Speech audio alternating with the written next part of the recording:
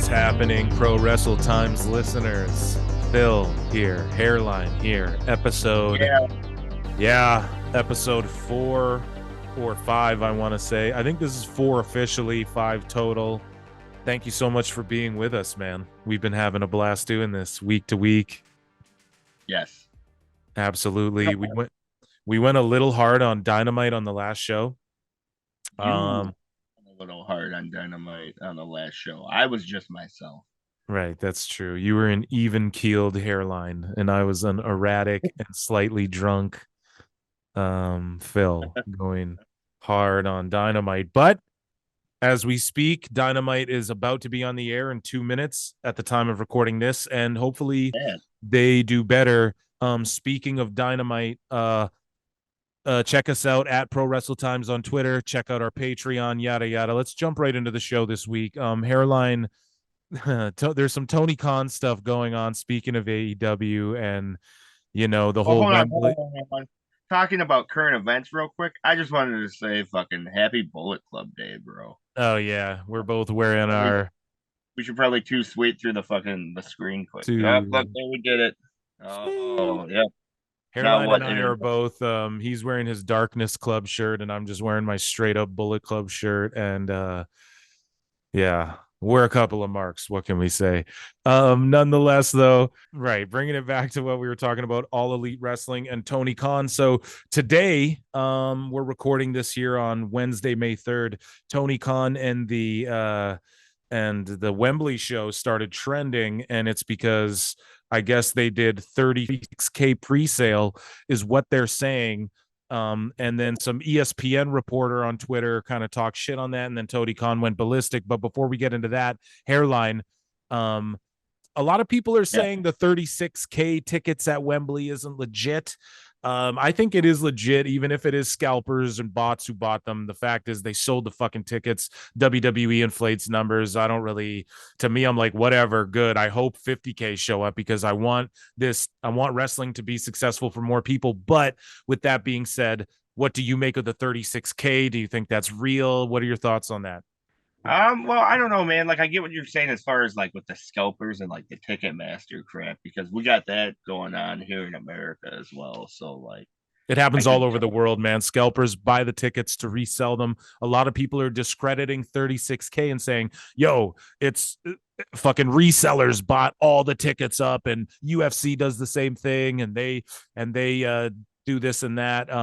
So what do you make of that? Like, do you think that's the case, or do you think no, man, like it's a novelty? Not, I don't want to call it a novelty, but it's like, yo, there hasn't been pro wrestling in this Wembley. Like I could see them going to Europe and shit, man. How often are they going to show up there? Everyone better show up now. You might not see it again. So I don't know. Do you think they bought up their tickets, or is that just Mark shit? Or are you happy for them? Just give me your thoughts on 36K at Wembley, man. Yeah. I guess more or less, like, I feel like it's a little bit of both. You know what I'm saying? I feel like obviously there's marks out there and shit. You know what I'm saying? But I don't know, man. Like, you gotta clap for people. Like, say this is real. Like, good for Tony, man. Yeah, man. Yeah, I agree. So speaking of that, and speaking of Tony, he went ballistic on some ESPN reporters. Now, before we get into that, I just want to touch on Tony Khan tweets. Here's a tweet. I opened my Twitter. Here's the first tweet I see. Tony Khan. Tony Khan says, at Tony Khan says, he's the new AEW Wrestling Administration Coordinator, working in many areas of wrestling, live events, social media, creative PR. He has a great wrestling mind. He's here backstage tonight at Wednesday Night Dynamite Live on TBS, and it's official. At William RBR is All Elite. Will Washington. I follow him. We follow him. I think he's like a dirt sheet guy. I don't want to just like blanket that on him. Congratulations to him.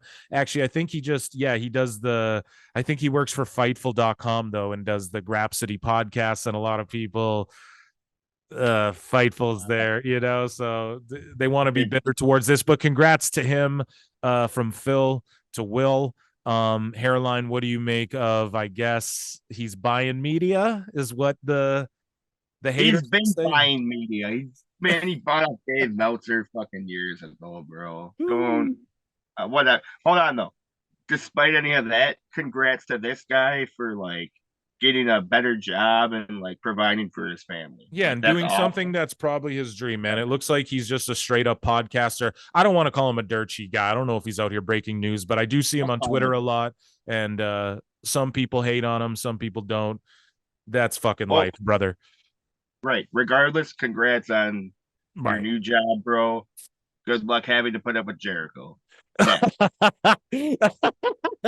Okay, moving along now. So Tony Khan, he's going at this guy named Mike Coppinger from I believe ESPN. And again, ESPN, they have a deep relationship with Endeavor, who they have a deep relationship with Nick Khan, and Oh, they yeah, man. Endeavor, UFC, Nick Khan, The Rock, Ariel Helwani, all these guys, they're all friends. They've all been agents for each other. Nick Khan's represented tons of people in the past, to where Tony Khan is basically like ESPN and anyone who works for like their shills, basically. Do you understand what I'm saying? Like Tony Khan is, I think, of that belief of like anyone, which is funny because it's like a lot yeah. of us are of the belief that anyone who Well, works for like Wrestling Observer is a fucking shill for you, Tony. So welcome to the club, buddy. You know, quid pro quo.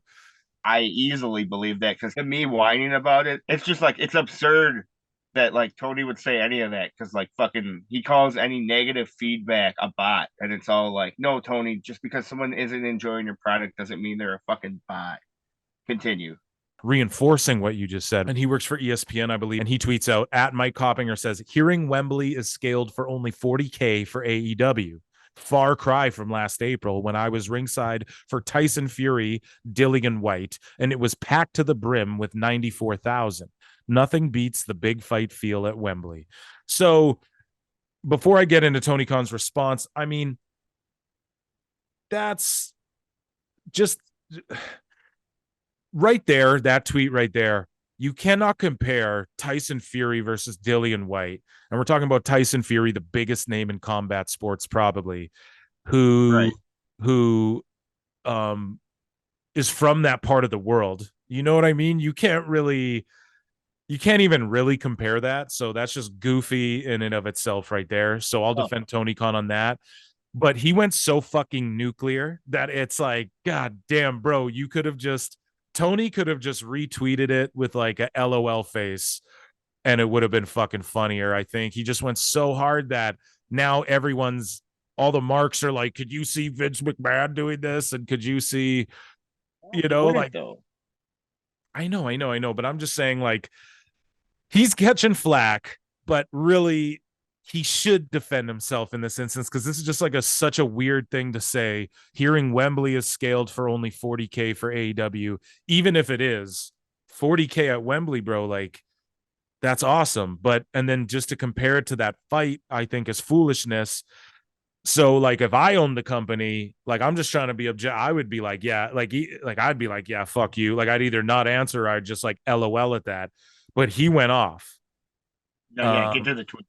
so I'm gonna get to his tweet. So he says, so Tony Khan responds at Tony Khan responds, lies in all caps.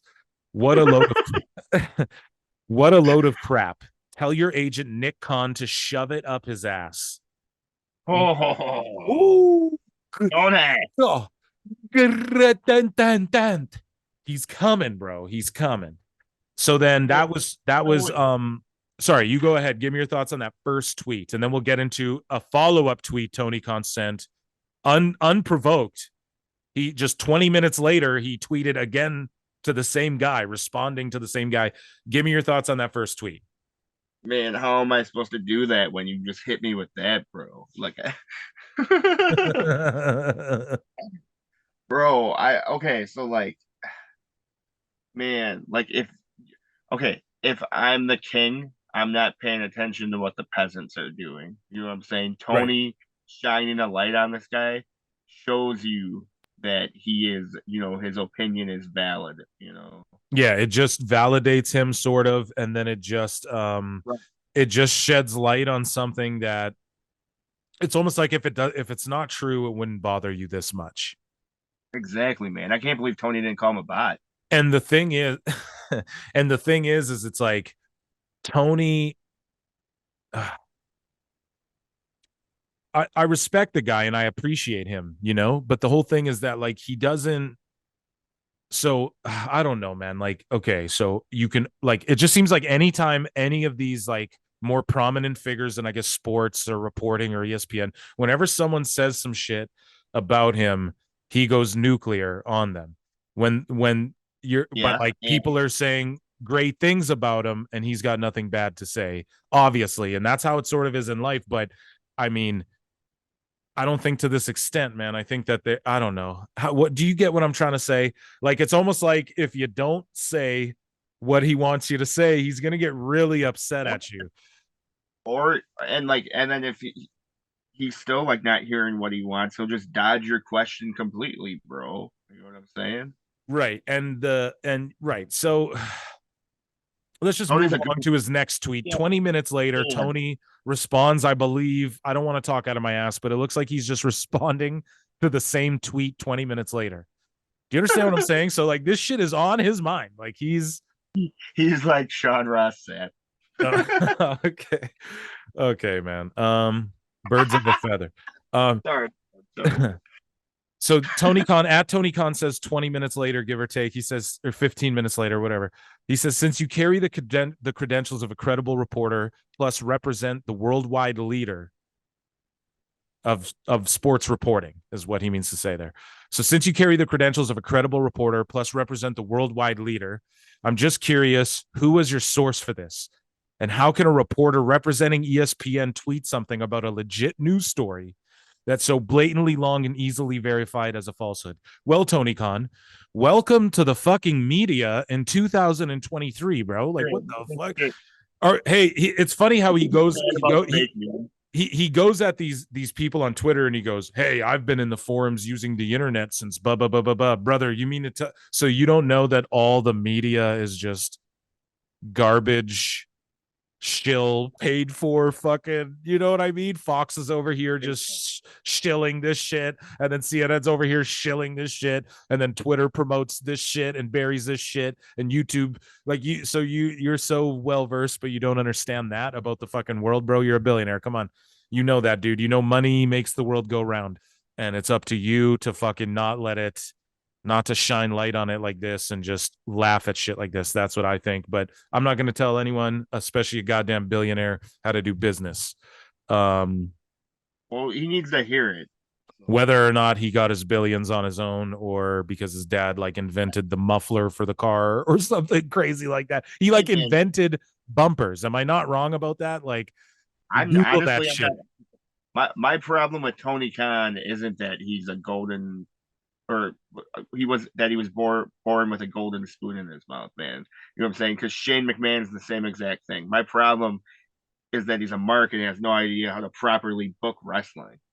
This guy tweets out here. He says, Tony Khan, the only businessman in history to prioritize talking about the CEO of WWE before talking about 36,000 ticket sales.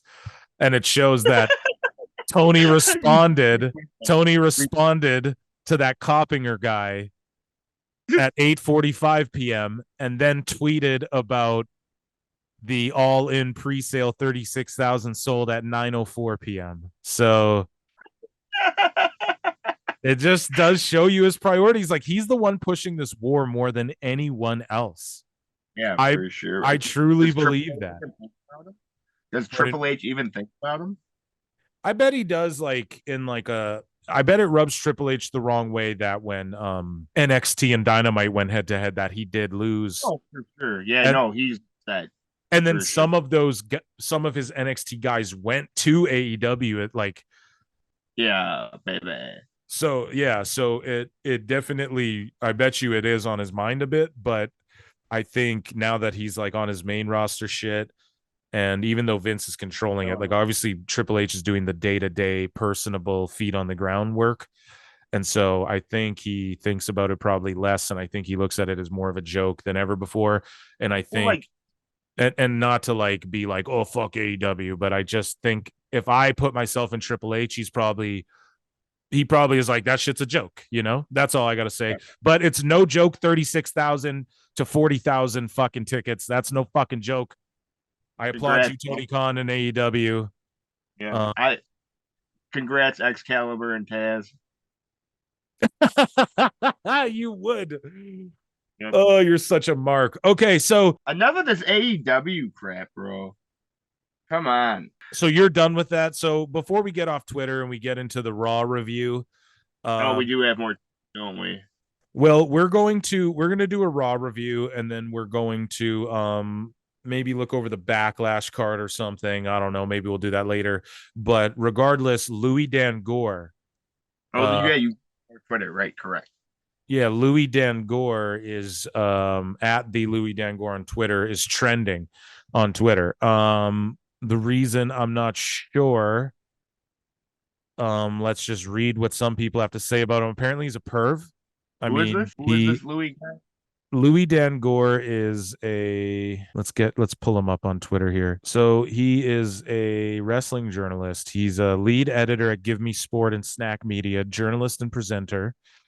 And he tweets about wrestling. I think he reports on wrestling. I think he writes about wrestling. See, like, despite being under contract with AEW, it's been claimed that there's a lot of money left on the table for Samoa Joe and WWE. So he like breaks this news and all this sort of stuff, and people shit on him first takes all the time. Joe, get back. Anyways, continue. So these people are just saying here. So let's look. Seeing that the timeline rightly flaming Louis Dangoor, all I'm going to say is absolutely deserved and overdue. At the Lucha Joe, Louis Dangoor finally getting exposed for being a creep. Will Washington get signed to AEW? What a great day. At Snowy Daytai, Louis Dangoor pack watch has finally arrived, and I couldn't be. So basically, he's a creep. I don't know this guy. At Pablo the Duck 084, Louis Dangoor, go fuck yourself. Evidence? I have no idea.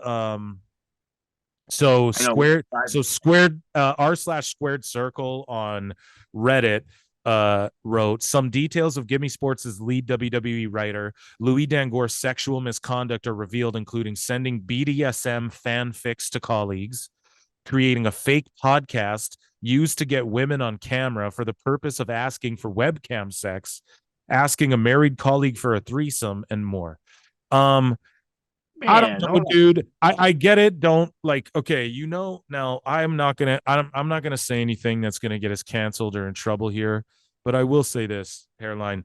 You know, when like you look at people and you just know, like, yeah, they probably, I would not leave my child around them. You know what I mean? Like, okay, he looks like one of those. And he's just a real creep. Just his tweets rub me the wrong way, in a way where it's like, I can't explain it. You can't put your finger on it. And usually those people are the ones you keep your children away from, and women need to avoid. And I'm not surprised by this. Let me just put that out there. That's all. I don't know. Like, all of it sounded bad besides the wanting a threesome with a married lady. You know? Yeah, I mean, hey, man, maybe they were into, we don't know. We don't know. We don't know. She might be into that, man. You know what I'm saying? And her husband or her husband could be with Louis, though, it's like, I don't know, brother. Yeah, I don't. That scene. Just show me him, bro. So he's just one of these guys who's like, I would describe him as like a Melvin. I don't know. I don't know if that makes any sense to you, but just look at him. Like, I don't know. He just doesn't. There's something about him. Not having threesomes with people's wives. Yeah, you know. And it says 22. So is he 22 years old? He's probably just this. I don't know, man. It's fucking the tribal chief though. That's cool. Yeah. I'm not sure. Oh my gosh. And then okay, so before we get into the Raw review, I wanted to play you some stuff from a podcast called the Dirty Sheets Podcast.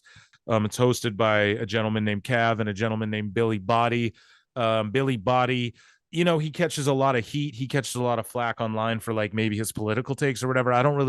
You and I don't really get into that shit. We both think it's cringe. We just get into like the wrestling, and his wrestling fucking knowledge and news and the things. I mean, he has good insight, man. He's gotten 2 WrestleManias right, like back to back, to where I don't know, but he's been in like a massive heat with Konnan. He was on the K100 show. He had some tiffy with them.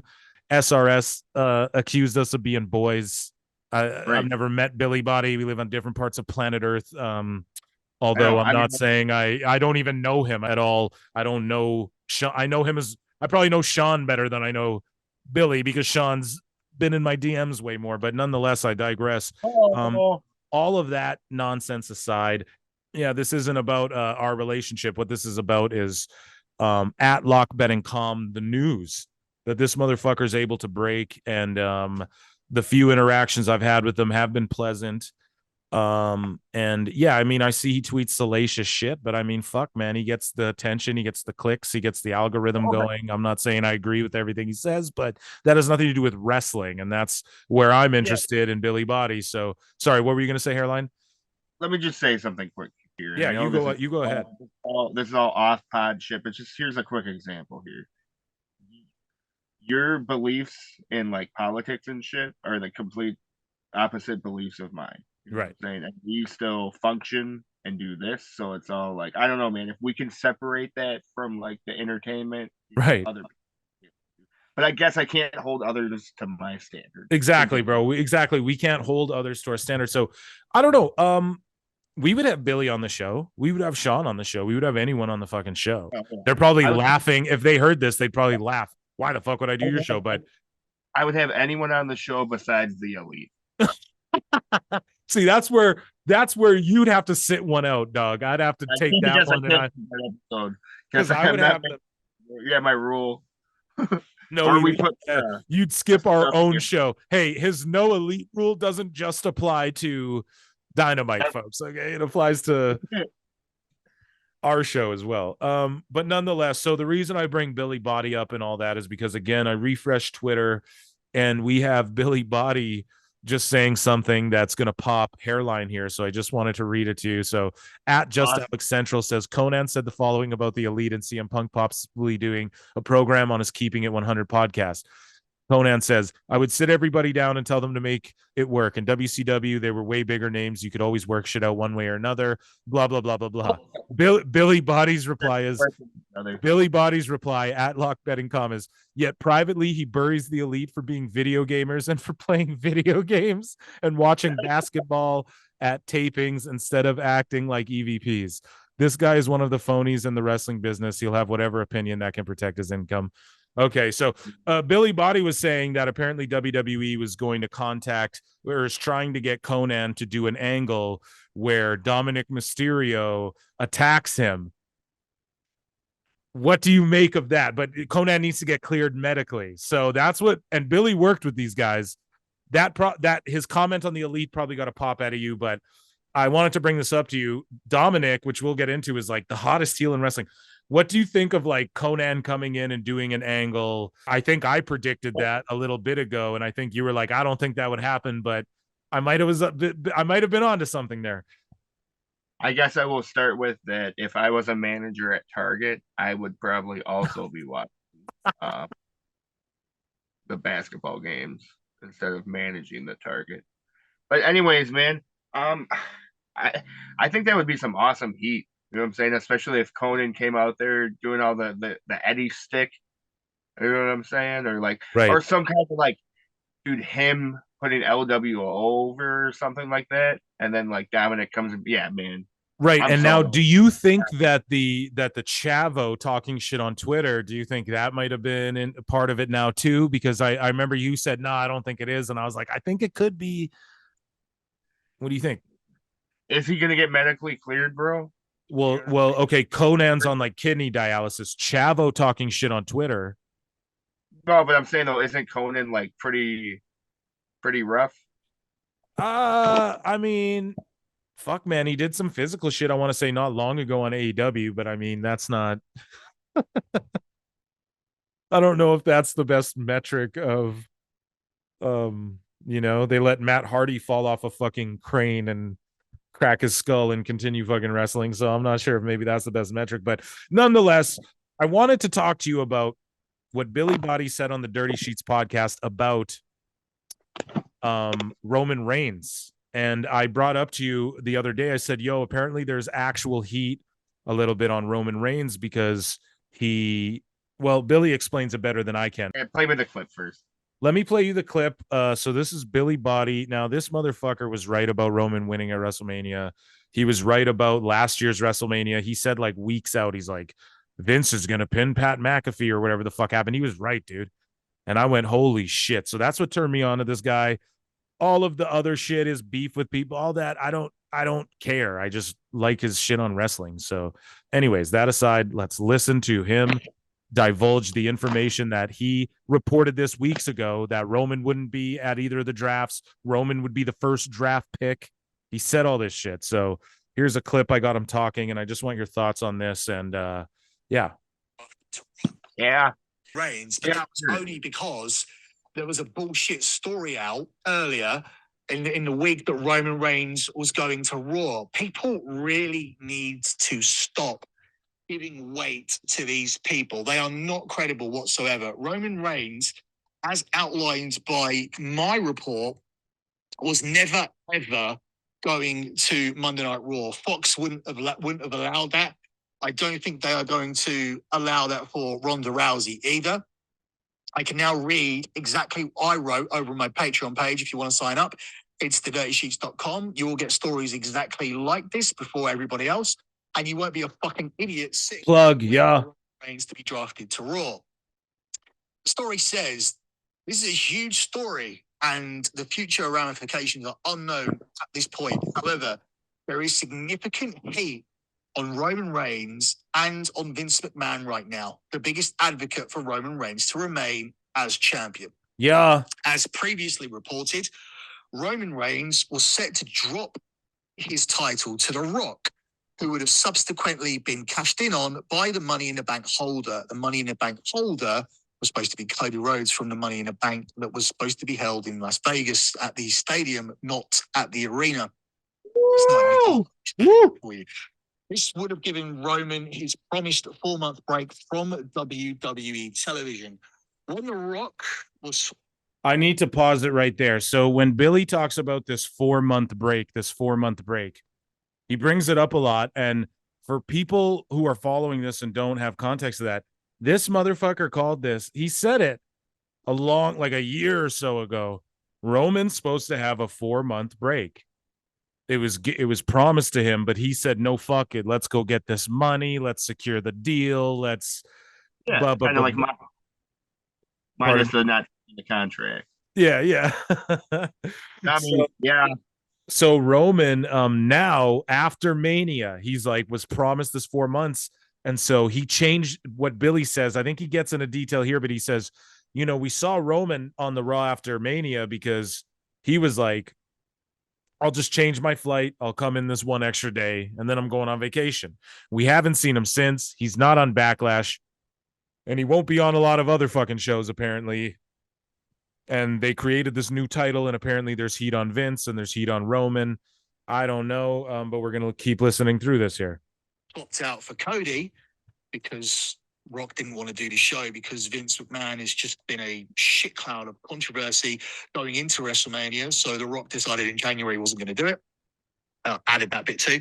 Many believe, including Triple H, that the plan would remain in place for Roman to drop his belts and to take his extended vacation while the belts would be split with Cody as the champion. However, Vince McMahon was not ready to pull the trigger on ending the Reigns title reign. Yeah. Vince ultimately made the call to not finish the story at WrestleMania, as I told those fucking idiots on Keep It 100 that he wouldn't. The idiot. The belts. So I like this guy, man. Me too, man. Wait, dude, I'm telling you, he's just he's authentic, bro. It's like, we need people like this in society, bro. We need these Kanye West type motherfuckers. Not everybody can be this. And he's just said dummies. Yeah, exactly. Instead of saying what he said, we just go dummies and then we move along. We need people like this. Okay. I appreciate people like this. I don't have to agree with everything he says, but I'm just saying. He says the world needs more people like Billi Bhatti. They're a bunch of racists. Yeah, they're a bunch of bigoted done. hatred. hatred, phobes. Okay, so We already get that from the corny shit. exactly, bro. We already get it for you being a fucking cult member, but nonetheless, let's just let's just hear him talk for like a minute more, and then we'll see if he kind of wraps this up here. While Vince decided and told Roman and Creative that he was keeping the title, he did not secure any additional dates for Roman Reigns to appear during his vacation. So let's rewind that back there. Vince has decided, yeah, we're not going with Cody. We're not going to change the belts as planned and allow Roman to go on the vacation. Actually, we're still going to allow Roman to go on a vacation. We're just not going to do the splitting belts part. And instead of having a conversation with Roman and saying, oh, okay, so we're now going to keep the belts on you. We're going to go against what was previously planned. But in order for that to happen, we need you to come in a few times during your vacation. Otherwise, you're going to be off television for 4 months. And that doesn't really work for me, brother. No, that yeah.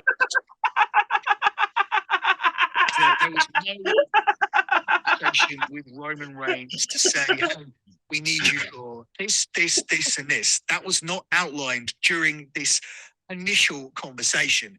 Now, Triple H and others, back to the story, assumed that Roman would play ball after he initially agreed to stay on and appear at Raw. So you haven't had a conversation with Roman where you said, oh, we need you at this, and this, but let's start slow. Can you come to work tomorrow? Yeah, I'll be there tomorrow. I'll change my flight and I'll come to Monday Night Raw. That set the table, so they believed, for Roman to be more widely available for other dates. That was not the case. As we move back to the story, however, Roman has not been agreeable when it comes to any further dates. Roman is refusing to attend any of the draft shows. Now, this was said after the draft. No one else knew this. No one expected him to show up to at least one of the shows. I knew that he was not. So Roman is refusing to attend any of the draft shows this coming week, and also isn't scheduled to appear at Backlash or Money in the Bank. Damn. Time off. He deserves this time off. So yeah, let's just kind of, so basically there's heat on him for that. Billy obviously goes into more detail. I feel like maybe there's like, I don't know, it seemed like he's reporting it all like he's very confident in what he's saying, whether some of that's speculative or not, but he's on the money. And here's the thing, this report he's reading is from like weeks or months ago. I can't remember. Maybe I'm talking out of my ass. It's from at least a week or more ago, I want to say. This report that like, and now, like it was before the draft, this report. Okay. And he was saying Roman was going to win way before. So basically you and I are on the same page with that. I'm assuming right, hairline, like give him some fucking time off. He deserved the time off. He doesn't even need to be there all the time. Well, right. Like, man, how are you supposed to miss me if I don't go away? Exactly. And it's when he comes back, it'll pop a TV rating. It'll garner interest. It'll garner intrigue. Why do we need him there, man? Cody's leading the shit. The Usos and Sammy and KO leading the shit. Exactly. Okay, so we're on the same page with that. But yeah, man. Shout out the Dirty Sheets. Thanks. Check out their pod if you guys are listening to this. And thanks for, I guess we just Patreon plug. We got him a Patreon plug, guys. Yeah, that's right. They got a Patreon plug on the show. So hopefully they appreciate that. But shout you guys out over there. Let's get into the Raw from Draft Night 2, where we completed the draft, I believe, or there's still some people floating around or question marks here or there, but nonetheless, hairline, did you enjoy Draft Night 2, or did you enjoy the draft overall? And then we'll break down the episode here. So, okay, I guess just initially where I'm going to start here is I kind of want to redo our draft. You know what I'm saying? Because at first I was like, oh, maybe we could do a draft part 2 or something. But I was all like, man, all of it's messed up because neither of us knew that you could grab a whole faction, bro. Yeah, you know dude. I know our whole thing when they were like, it's going to rock the foundation. I was like, they're going to take this the most serious they've ever taken any fucking draft ever. That's what I truly believed. But that was not the case. So, we're grabbing factions. Exactly. So, which really kind of irritated me. If you guys listen to the last episode, I was pissed about Dynamite and the draft, sort of. It left a bad taste in my mouth. This week, I don't know, Raw, pretty good. All the hilarious Twitter drama that I've been keeping up with, man, reading all that. We went over it earlier, but like all week, you know, and I've been reading Billi Bhatti go at K100, and I'm just fucking, I'm into all this little fucking drama, man. It's getting me through my week. And yeah, this episode was I enjoyed it more than the SmackDown draft night. Let's jump right into things. This was Raw May 1st, Monday, May 1st. A recap of the night one draft goes down, sort of reiterates who was drafted on Raw, who was drafted on SmackDown. And that's when, once again, the game of games, H of H's, comes down to the ring to announce the rules, I believe, and just sort of recapping like he came out to a sold out crowd. Dude, and they were hot as shit. Again, WWE's been having hot crowds, and I watched Sami Zayn on the Cheeto Santino Whiskey Ginger podcast, and he was talking about, yo, business is up right now, you know, and he's not like he was just being like modest in conversation in passing, sort of. He just sort of mentioned like business is hot right now, so we did it. The houses are up right now. So it was good to hear, you know. I was like, okay, that's good. Wrestling seems to be thriving, dude. Houses are up for WWE. Tony Khan's doing 36 to 40,000 at fucking Wembley. It's awesome, man. Good to be a wrestling fan. Triple H recaps, you know, the world heavyweight titles over here because this and that. He breaks the news that Brock Lesnar renegotiated his contract, so he is too a free agent and can appear on any brand at any time. We expected that.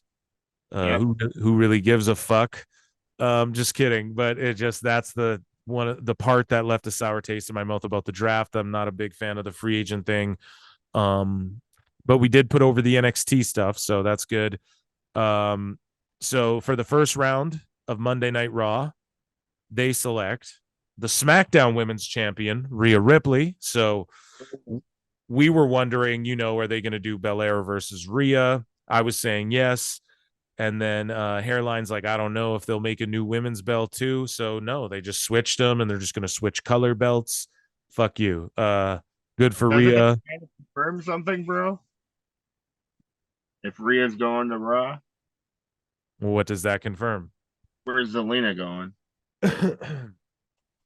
Well, Zelina's going to SmackDown, is she not? Correct. And so what you think is that Zelina's going to beat Rhea at Backlash in Puerto Rico and take the SmackDown Women's title over to SmackDown. Correct. But here's the thing: is that Bianca Belair's on SmackDown and she's the Raw Women's Champion, so they eliminated the need to do that. What they're going to do? Pardon me? You wrestling at this? Was Bianca Belair wrestling? Because we can't get invested in it. Yeah, sorry. So Bianca Belair is taking on Io Sky for the Raw Women's Championship. So Io Sky's not winning that belt. Unless Io Sky does win it, and then they do that so they can break up the damage control so that Bayley and Dakota Kai maybe turn their backs on Sky or some goofy shit. But I think this is a... I see it though. No, I think this is what they're going to do. They're just going to go with the simplest goofy shit of all the goofy answers, is that they're just going to change the colors of the belt and go, oh, you're the new Raw Women's Tag Champs or whatever the fuck. You're the new Raw Women's Champ. You're the new SmackDown Women's Champ. Remember when Charlotte dropped the belt on Becky? It's just that. They're just going to do that again. I almost guarantee it. I guess I apologize for derailing us on draft pick number 1.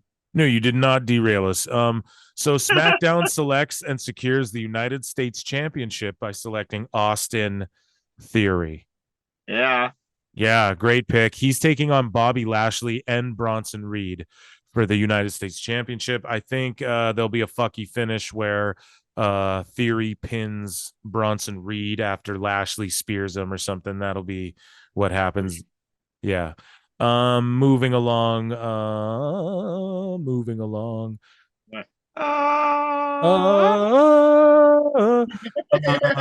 So next, Raw selects the Revolutionary Seth Franklin Rollins They sing. He gets a monster pop, dude, and they sing his theme song like fucking. Where were they in this show? I forget. They were in Texas. Yeah, Paul Heyman came out spinning fire, bro. But we'll get to that. So, SmackDown then selects Charlotte Flair, and that's the first. Woo! That's the first round of picks. I think Charlotte Flair is going to. It's going to be like Charlotte and Bianca. I think that's the next. Sucks to be Bianca. Yeah, that's the that's the only one that makes sense. Sorry, you know, like when Vince got the rights to SmackDown on Fox, you know, like one of the things in the contract is that Charlotte Flair absolutely had to appear on SmackDown on Fox. She's a huge star. It doesn't shock me. I easily believe it. I'm just saying, like, you know. Think about see, and that's what pissed me off. It was like, man, for this draft, go the agents, the producers, the network, and the general managers are choosing who's going to be on each show or something. Like, I just hate how they're like, they pick, not even like the network really selects. The network's influence wants LA Knight on SmackDown or something. Like, why? Like, I just don't. There's some angle you have to take there instead of just here's RVD, guys. Remember him? I love him, by the way, and I was popping hard, but it's just like, you know why they're doing it. Anyways, Triple H then introduces Paul Heyman. Heyman comes out. He spits fire. He starts saying shit to fucking Triple H. He's going on the way to the ring. He's going, I thought I was a genius, looking at the world heavyweight title and all that. And he said, wow. And they call me the wise man. Yeah. Oh, and they call me the wise man. You know, Paul's just so wonderful. And he also told Triple H that belt would look great on Roman, which it would. Right. And then he goes down and he cuts this promo about like, fucking Roman's gonna come get this belt too, which is, I love that. You know, he's just like, he said that to Triple H. He said it in the ring. I goofed up. Fucking Twitter and the YouTube comments would annihilate me. You know, Heyman's just like, yo, this motherfucker, like, he'll come get that belt too. Don't think anybody's safe just because Roman's over on SmackDown for now. The crowd boos. We're almost at 1,000 days. I can't wait for the 1,000 days hairline. I want him to break Hogan's record. I want him to break it all. Don't ever take the belts off Roman Reigns' hairline. That's where I'm at. Ever? For like a good fucking minute. What did you make of Billi Bhatti's story there where he's talking about, yo, The Rock was going to win it and then Cody was going to cash in the Money in the Bank and take a... I popped. Yeah. Okay, you pop, but you think like, okay, and then Roman served his time. Well, okay. Because I just don't think The Rock beating... I think Rock should put Roman over. We can keep Roman off TV for a little while and just do this thing with the new belt. You know what I'm saying? I just wanted to like bring it back to this. It's like, oh yeah, dude, like now that we're in this era of like Roman beat Cody, like, and people go, who is there? And I agree, like, you're right. There's no one yet. So we got to wait for that moment. When's it going to come? Oh, no, it could be Cody. We just have to wait till next WrestleMania. Right. But I'm just like, okay, so is it 365 days till the right guy's there? Or is it 600 and whatever? I'll watch him for 2 more years, dude. I'll watch him go till he's 40 as the champ. Let him retire at 40. You know, dude, fuck it. I'll watch it forever. I love Roman, dude. So burn it down. Right. Well, because he was fucking popping shots at clowns. Bro. And next thing you know. Yeah, next thing you know, Jack Nicholson's Joker comes out, aka Seth freaking Rollins. And dude, he's looking at the world title. It's gotta be him. He's gotta be like one of the guys in the mix for it, right? Like, you know, it's him or Drew or something. Bro, I don't think it's Cody, dude. I think it's Seth. But I think Seth and Cody. Okay, I don't know what's gonna happen here, but listen, I think Seth and Cody are not going to meet in this tournament. They'll be on opposite brackets. And I think we get like a Drew McIntyre heel turn on Cody. And I like how you're talking. And then it's like over babyface fucking Franklin against fucking heel Drew. for the world title. Whoever wins that, okay, I think they'll probably put it on Seth, and then you have Cody versus Drew next or something like that. I think that's, again, I fantasy Mark book every fucking show. Yeah, fuck yeah, you do. I'm gonna cut them all up one day. Yeah, dude. Of all your bookings. Yeah, dude, and how they all don't happen. So regardless, Rollins and Heyman, they go back and forth. Night of Champions, the Tribal Chief called, Solo comes out. Seth Rollins and Solo get set up for the main event of tonight's show. This is what WWE does, trademark their show. It's why I like watching their show. It's why I watch it the whole way through. I love it. I love this main event. I love this opening promo. What did you make of it? Yeah, man, all of it, man. Like, this is sports entertainment, right? Yeah. Just okay, man. So how we spoke on last week's pod, last week's pod about how Jericho being the GOAT, the way he can just interact with the crowd and start his promo with instantly having the crowd chanting some shit. You know what I'm saying? It's just the fact that, like, Roman was on the phone with Paul, and Paul was just all like, "I can't hear the tribal chief," and that was just making the crowd react even more. Yeah. And it's just those little tiny things like that right. Like me. And when you have like 2 or 3 people in the ring who can do that, like you have Heyman interacting with Rollins, and they're both on that wavelength, right. It just shows you the level and I hate we do it every show. Who cares? AEW. You take it to AEW and you look at the 4 pillars, and it's like, I don't know, man. They all just come across like, who am I supposed to cheer for? You know what I mean? I don't know. It's like I'm cheering for Darby because I guess he's the most baby facest over guy. I guess, like, I know you're like, oh, but it's like you're forcing me to cheer for MJF, right? This makes me. Sammy's pinning MJF. Ew, dude. Ew. Anyways, what do you make of Seth Rollins versus Omos for Backlash in Puerto Rico? Sort of a random match, sort of.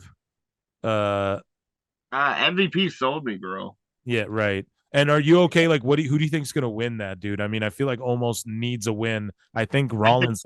I think Rollins is the guy to make Omos look good, man. And when we get to the Omos match later on, I got some shit to say, man. Fuck yeah, I love it. Okay, so moving along here, Bailey, Dakota Kai will face the WWE Tag Team Champions, Liv Morgan and Raquel Rodriguez. But we go to a commercial break. We come back, and Cody Rhodes is arriving at the arena. Adam Pearce tells Cody Rhodes that Brock Lesnar is also here, and he doesn't want shit to pull off tonight. Rhodes gets mad. He walks off.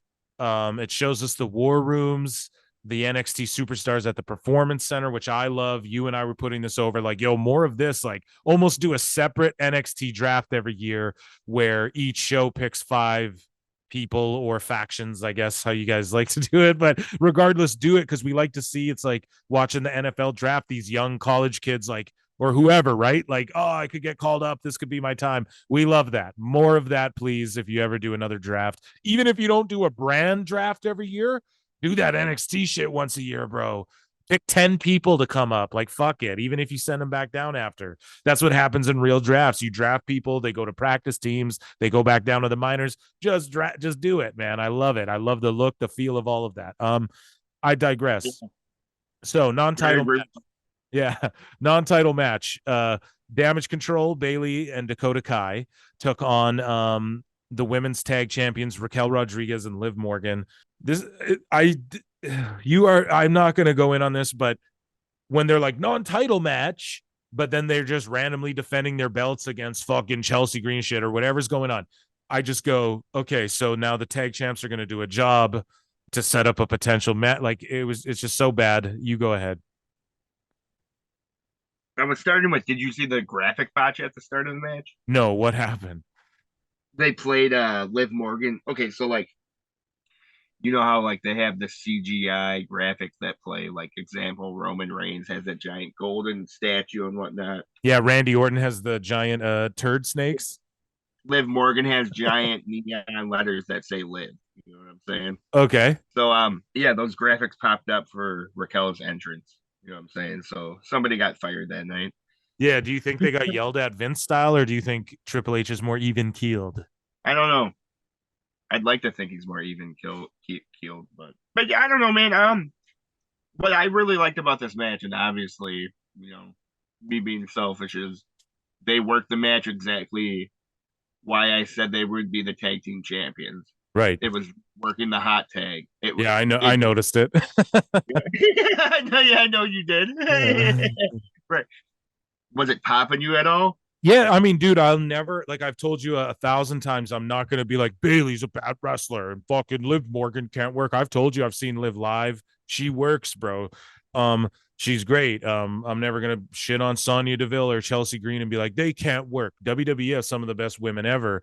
I just feel like it's like, dude, remember the women's revolution, blah blah blah blah, and then it was almost like Damage Control when they came back. They were main eventing like every Raw, and people were like, boo, like get no less of this. And now it's like, I don't know, it shows. Like, I mean, it's just like whatever, they need to figure out this division a little better, and this is what WWE needs to do. And if anyone's going to do it, the WWE is the place that can and should be doing it. We need some women tag teams to come in that are like heavy machinery, that are like the Rockers, that are like the New Day. We need a faction of girls, or like we need tag teams, not like people with jobs, but like, you know, dude, we need tag team women who come into the company as like a theme that aren't just twins. We need two women to come in who are like, yo, we're the Steiners, but we're chicks. You know, that's what we need. And then we'll start. We need a few more of those. So NXT needs to start, instead of Tiffany Stratton and making them all individuals and then just pairing them off like girls club. We need to take it more serious and have a Mae Young Classic for women tag teams or something like that. I don't fucking know. I'm jumping ahead really heavily here, man, but like didn't they like aren't one of the later on draft picks like the two techno girls from NXT? So it's like they just grabbed like two, right. Like, so now they're so there you go. You have Casey Catanzaro. What you just said, they're literally like they just started doing it. I mean, I'm not exactly. I'm saying they need to do more of that. So, but again, if I may though, that tag team you're talking about, one of those girls was pushed as a single first, all the way even to main roster, and just never got over. Then she got over as a tag team. So again, I'm not burying that. That happens all the time in wrestling. But in like, but in like modern day where everything's on Twitter, it's like, it feels like, oh, they already tried this chick and then put her in a tag team a little bit. That's how I felt. That's how that tag team came across to me a little bit when I first saw it. But their tag team moves, the little bit I have seen of them, they are like that. So you are on the money, and we need more of it, like the Renegade Twins in AEW and on the indies. They're twins, but they like, it's not like Nikki and Brie even, like they even were almost presented as individuals after a while. Like, no, I just want like the Dudley boys, but chicks, you know, we need more of that. So anyways, so back to this match, man, like I really just wanted Dakota Kai and Raquel to just like stop wrestling each other and just hug, turn around and attack Bailey, you know, and attack Liv. Yeah. Just walk out together holding hands. That's what I really wanted. If you want me to be honest. Okay. Well, now who's Mark Fantasy? Yeah. Okay, so before the commercial break, we see Booker T. We see. Hold on, I got one more thing. Hold on, bro. I got one more thing. Sorry. Go ahead, Hairline. And I'm sorry, man, but fucking Dakota Kai had a really sick surfboard backbreaker or surfboard Canadian destroyer, bro.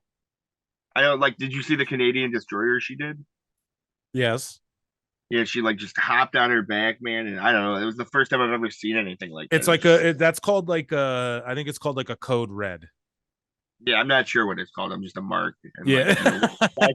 Or am I a mark for knowing the name of that fucking move that you're trying to describe? Yeah. And she hit the wheelbarrow destroyer off the second turnbuckle. Do it fast. Okay, so Booker T, Queen Charmel, they're heading out to the ring to present the next picks. I mean, what a gorgeous, gorgeous woman, Booker T. One of my all-time favorite wrestlers of all time is Booker I T. mean, one of the greatest, bro. And like, just okay. Shout out to his podcast and shout out to his wrestling. Oh, dude, Wait, man. dude, Yeah, shout out to everything he does yeah, for dude. wrestling. Shout out his Fed. Right, we're not mad that you speak truth on AEW, bro. Yeah, dude, we are not mad whatsoever. More of Booker T. Booker T, another guy. It's like we need more Booker T's in the world, man. Nonetheless, Brock Lesnar. Yeah. Yeah, main event Mafia was over as fuck. Okay. Brock Lesnar and Cody Rhodes will both be on Raw tonight. After the commercial break, they remind us of that, which again is what's great about WWE. They remind you of why you're watching the show. Earlier today, Brock Lesnar's shown arriving at the arena, and Adam Pearce walks up to him and says, "It's a huge night. We want to keep the peace." Lesnar Taker chuckles and walks off. We get a package of Lesnar and Cody Rhodes recapping the beatdown and hyping up the match for Backlash. That's when Booker T, can you dig it, a sucker? He comes out. Queen Charmel's on the stage, and for the second round, Raw selects the undisputed WWE Tag Team Champions of the World, Kevin Owens and Sami Zayn. They are officially on Raw, and I guess that means the undisputed tag titles go along with them. Hairline, what do you make of this pick, and do you think they create new tag titles for SmackDown, or do you think they just split them up at some point? The Bloodline storyline seems to be over, huh? Well, it seems like it might be for now. And you know what? Owens and Zayn have 2 W's over the Usos, so it seems like they tried to put a stamp on that portion of it. I think that the titles, they'll create new tag titles over on SmackDown that I wouldn't be shocked if the Usos win. I think that's what's coming. So, or am I wrong on that? What do you think they do with the belts, right? Because Owens and Kevin have both, Owens and Sami have both of the titles. Man, honestly, I'm not sure what they would do. If you had to take a guess, I want to hear your fantasy book on it. Like, what is, if you had to guess, what would Hairline do? Well, does SmackDown need tag champions? And that's the thing. Are the women's tag titles over on SmackDown? I forget. Because this is what I'm saying. What if you have the women's tag division on one show, then you have the men's tag division on another show? You just turned my fantasy booking into your fantasy booking. Yeah. Moving along. So as we spoiled it, SmackDown picks the fucking Usos. Again, more tag team picks. The Judgment Day, the entire Judgment Day. Yeah. Finn Balor, Priest, and Mysterio remain on Raw, but for some reason, Rhea Ripley is also on Raw. But not part of the Judgment Day. But she wasn't part of the pick. Why didn't they just put them all in the same pick? I don't understand. This draft is fucking stupid. Dummies, yeah. And then on SmackDown, they pick the entire LWO: Santos Escobar, Cruz del Toro, Joaquin Wilde, Zelina Vega, and Rey Mysterio. Okay. And they will be on SmackDown. So much like the Bloodline storyline, it seems as though the Mysterio storyline is sort of coming to an end as well at Backlash in Puerto Rico, when it seems like Dominic and Rey, they're being separated now, and we'll finally hopefully get to see the LWO shine. What do you make of that round of picks there, Hairline? Man, some really solid picks there. I don't know, man. I'm happy with like all these storylines wrapping up. I guess this pay-per-view, as far as like it being called WrestleMania Backlash, what they're really getting at there, man, is they're wrapping up all the storylines from Backlash. I mean, from WrestleMania, So I'm good with this. We'll move forward with the new draft, and Yeah, man, me too. I think, and then I guess, they just want to kind of give a little more closure to the things that didn't get full closure at WrestleMania at this Backlash, which is cool. Yeah, I mean, I'm not mad at it. I'm actually pumped for this Backlash. Okay, so then Braun Strowman and Ricochet hit the ring. We hit a commercial break. We come back. We've got Alpha Academy with Maxine Dupree in the ring. We haven't seen Mace Meswa, but I'm not sure what's going on with them. And but we also don't watch the other shows, though. I'm sure that's where they are. right, but like, why wouldn't they be with Maxine? Like, is she just fully? Are they just Lost in the sauce, bro? Bro, did you notice Otis started on the wrong side of the ring? No, I didn't. You're noticing all these botches. No, I must have overlooked it. Oh, I'm such a mark, bro. Yeah, I man. was packing a bowl or something. I must have missed it. Yeah, man, he started on the wrong side of the ring and he had to hop down and walk away to the other side. Oh man. It was a good match. I mean, we like all these guys' work. We said go full-fledged with the Ricochet Strowman tag team, the superhero shit. Bro, honestly, man, I'm kind of popping to them, and like they're getting over with me. Me too, dude. Yeah, this was a good move for. Yeah, man, right. So cool. It screams Vince McMahon, but do you know what else I like? That they're also not punishing Braun, but they're kind of hitting him with like they're letting guys intercept him. Like they let Otis like intercept his big power move, and they've let Angelo Dawkins shoulder tackle him, and certain guys have scoop slammed him. So they're using Strowman to get these other guys over too. I don't know if that's punishment for before, but that's what he should be doing, man. And right, like, dude, how good was the Otis versus Braun like portion of the match? It was great, bro. It was the most poppiest part. Everyone's gonna pop for flips, but that good psychology between two. Like wrestling, thank you. Yes. Yep. Ricochet and Braun Strowman win. They win by pinfall. Maxine proving to be a bit of a distraction.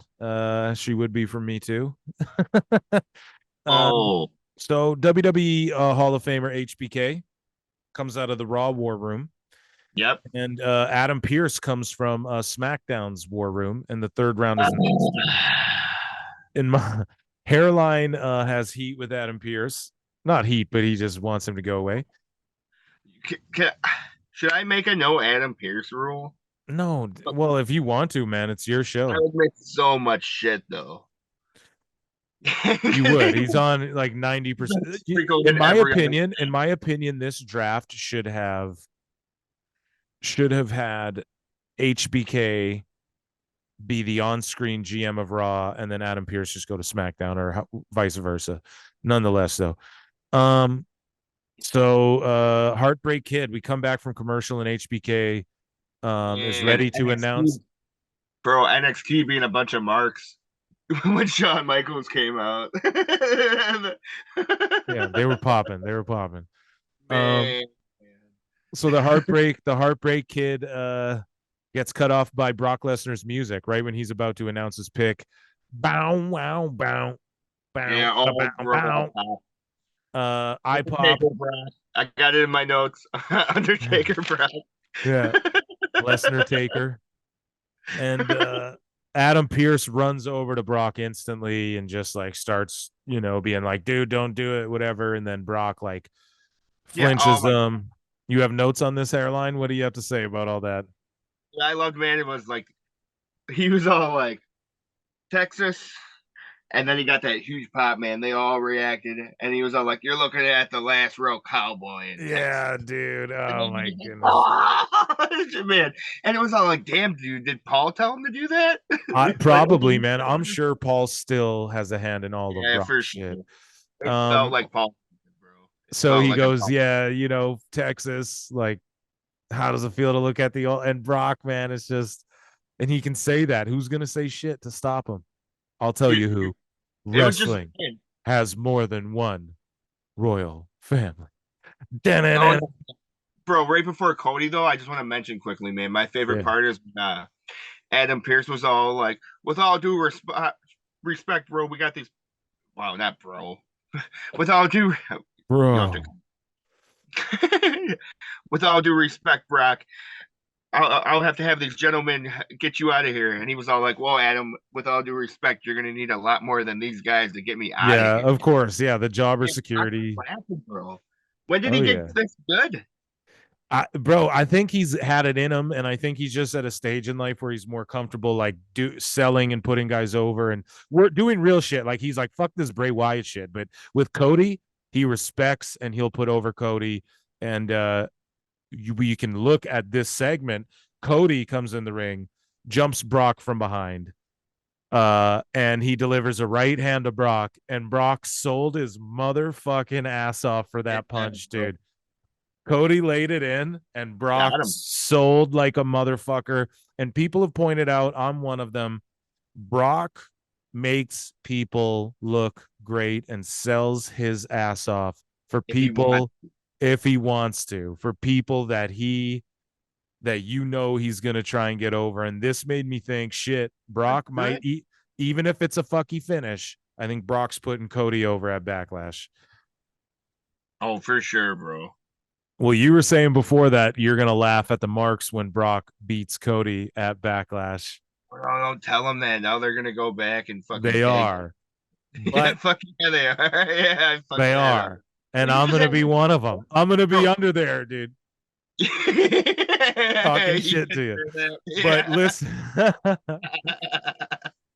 No, did you hear what he said about my fantasy fucking fuck him and fuck him?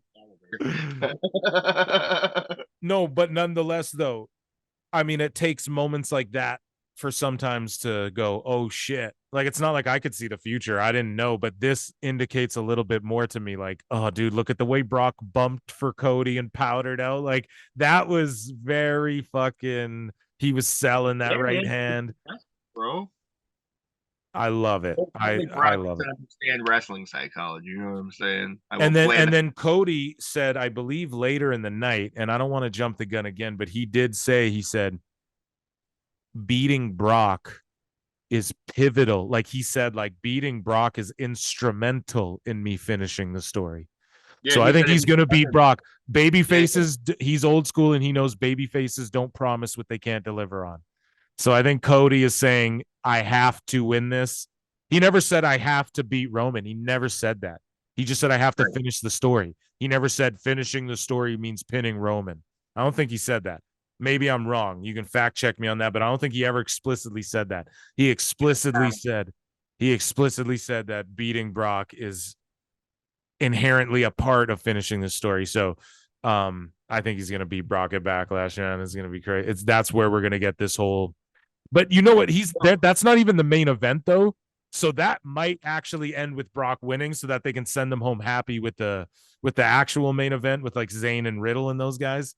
So at Backlash, how good was that whole segment, though, bro? Like, man, yes, money in the bank. Let's move along here. We're jumping the plot now. We're getting ahead of ourselves. But Rhodes is shouting out to end that segment. He's yelling at Brock, "Make me earn it." Like, give me your, like, pretty much like, give me your best. Like, I'll make me earn, like, come Brock. I want everything. Like, he's not saying this, but that's what that's implying when he's saying, make me earn it. He's saying, I want to earn it, Brock. When I get in the ring with you, I want the best. I want you to do everything you can to beat me. Cause I want to earn this one.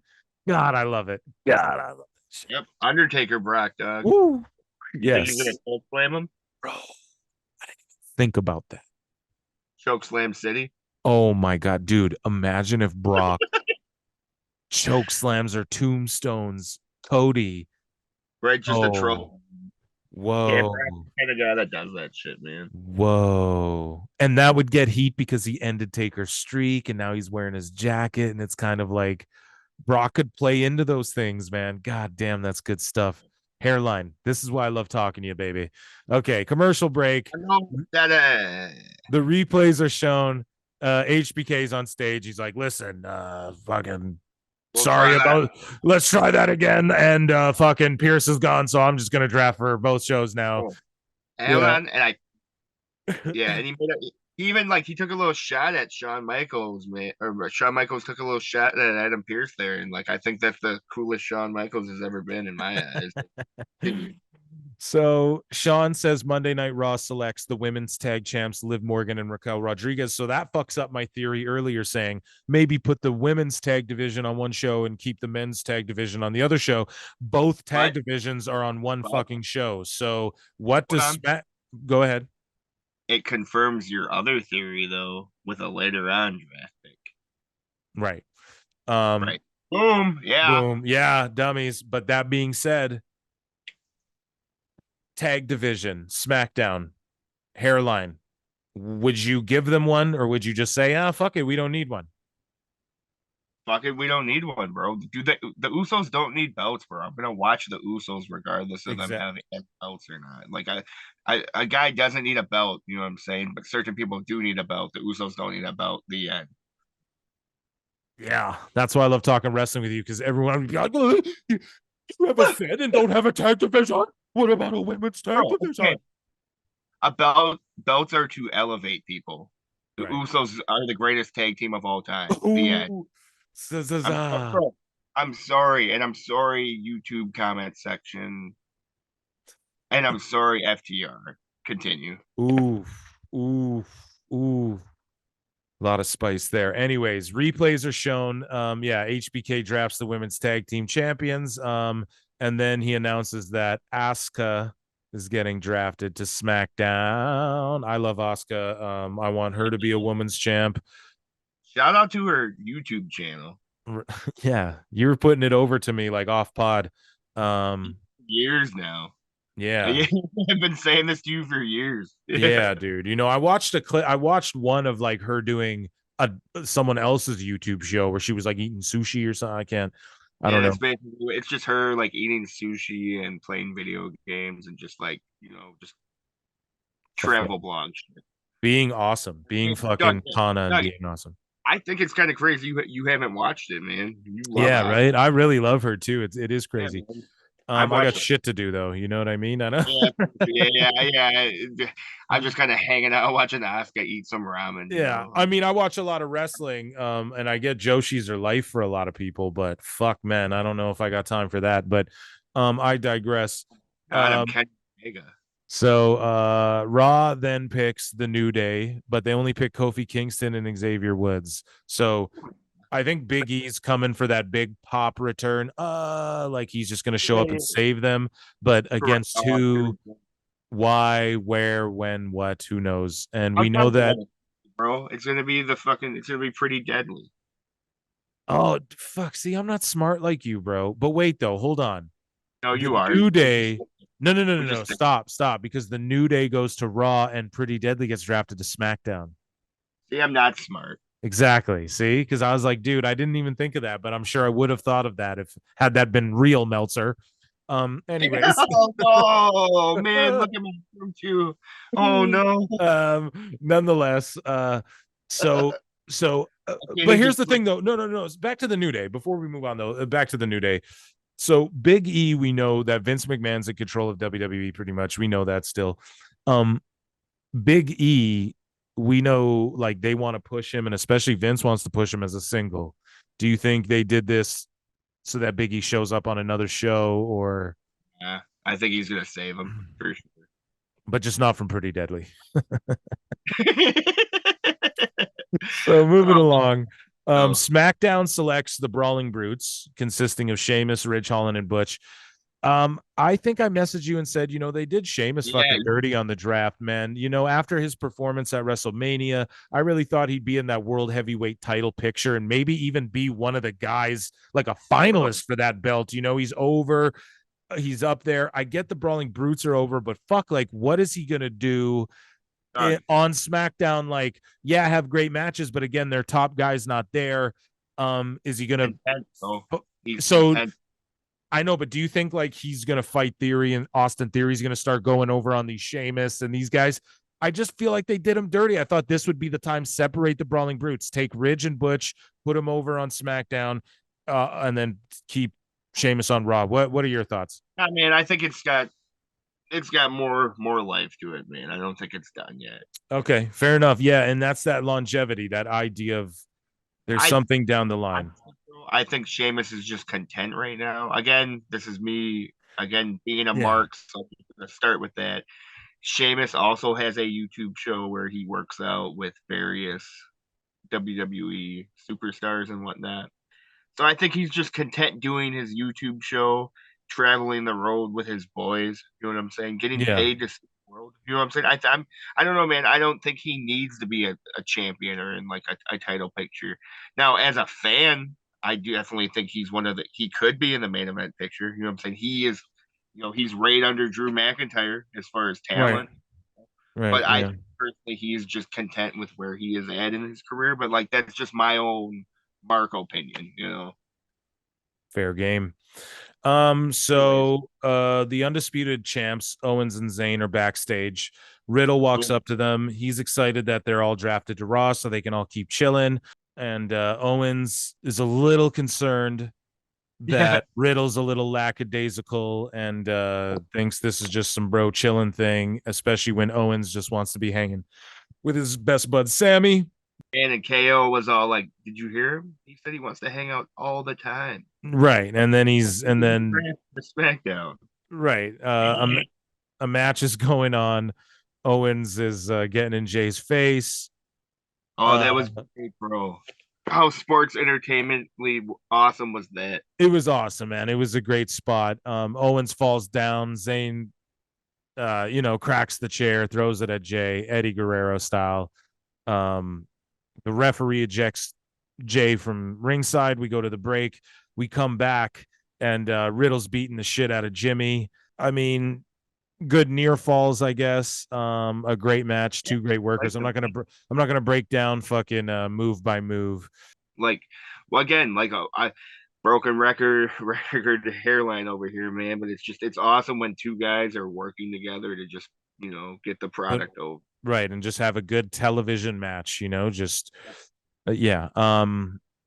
They're not concerned about getting their shit in because they know they will get their shit in it at the pay-per-view. They know that there's an end game. It's like an AEW. Right. No one understands there's an end game here we're trying to work towards, We've beat it till it's fucking dead and dead again and a zombie and dead again, Booker of the year. Exactly. So anyways, Jimmy, it all get fucking shit goes down. People are flying into barricades. Jimmy, you know what I mean? There's fucking near falls. It's a good match. Zayn distracts the referee. Owens bounces Jimmy's head off the exposed turnbuckle. Riddle hits Jimmy with the high knee, hits the floating bro, gets the pin. I like that he finished him with, like in WWE as well, people just get finished with moves sometimes. It's not always like... It doesn't, right. They don't care about the fucking Twitter fucking viral moment. Right, exactly. Schoolboy, so the fucking I don't ever see a schoolboy on Twitter. Right. So Matt Riddle wins. They celebrate. Jimmy Uso's mad as fuck. We go to an Io Sky highlight reel, which is great. The purpose though is to just be like, she can do flips. Yeah, and this is why here's her. She's gonna fight for the title. You know what I mean? She's gonna fight Bianca and lose. Here's her some cool flips. So you should watch this match. And then we get into Eric Bischoff and RVD. Again, they bring out RVD because why wouldn't you? Bischoff getting huge pops. Now, Bischoff was on Twitter calling CM Punk a little bitch. He's like, he's a fucking little bitch or something. Recently on Twitter, bro. It's such good shit. It's good shit, pal. Yeah, dude. And so he gets I know what you're gonna do, Eric Bischoff. You're gonna get on Twitter. No, this is like it takes like 30 seconds to do this spot. You're gonna call CM Punk a little fucking bitch. Yeah, you're gonna call CM Punk a little fucking bitch, and then you're gonna get a spot on Raw where you announce the draft picks with RVD. Yeah. And if you don't call him a little fucking bitch on Twitter, Eric, you're fine. Eric's like, but Vince, I don't even work here. Well, well, then who's that Mark you do that podcast with? Conrad Thompson. You're fine. CM Punk's backstage at Raw. Yeah, CM Punk, guess what? You don't even fucking work for me, but you're fine. Get out of my bill. I said 30 seconds for the spot. We are 6 minutes later. He's now shooting on CM Punk. What are you doing here, pal? Who said Yeah, Punk, you can show up on my show and I'll send you to Impact. Yeah. You're going to go smarten Tony Khan up. We're going to destroy it from the inside. The poison. Yeah. No, you're doing the NWO stuff. Yeah. And I'm going to send Saraya and the Outcast there, and they're going to take him out from the inside. And they're going to dress like Shotzi. Oh, shit. Okay, so Bischoff and RVD, commercial break hits. Brock Lesnar, they reiterate that Lesnar's a free agent. Dummies, yeah. Heyman's talking with Solo and pumping him up for the match. This is great shit, always, as it usually is. Great shit, pal. Uso comes in and Jay comes in and asks, he's like, yo, why Solo? Why the fuck weren't you at ringside, brother? And Sikoa turns to him and is about to like son his older brother, kind of. And he's about to big, dude. And then Heyman's like, whoa, dog, chill. And it shows you that Heyman has a vested interest in Solo, and he's about to be next up. He's going to be next head of the table. And Heyman's always known that. He's known that longer than he's letting on. That's for goddamn sure. Sikoa's got another assignment from the tribal chief, a focused assignment. Right. Heyman says they'll leave the room for Jay to have some introspection, and Heyman and Sikoa walk off and leave Jay alone, something that not too long ago they weren't too keen on doing because of the Sammy Kevin. So we're starting to see the dichotomy, the layers, the bloodline starting to fall apart, and it's not even so much the losses causing it or Sami Zayn causing it as it really is Solo and whatever this initiative Roman Reigns and Heyman have going on. Good shit. That face that Jay made, bro, you know what his face was saying?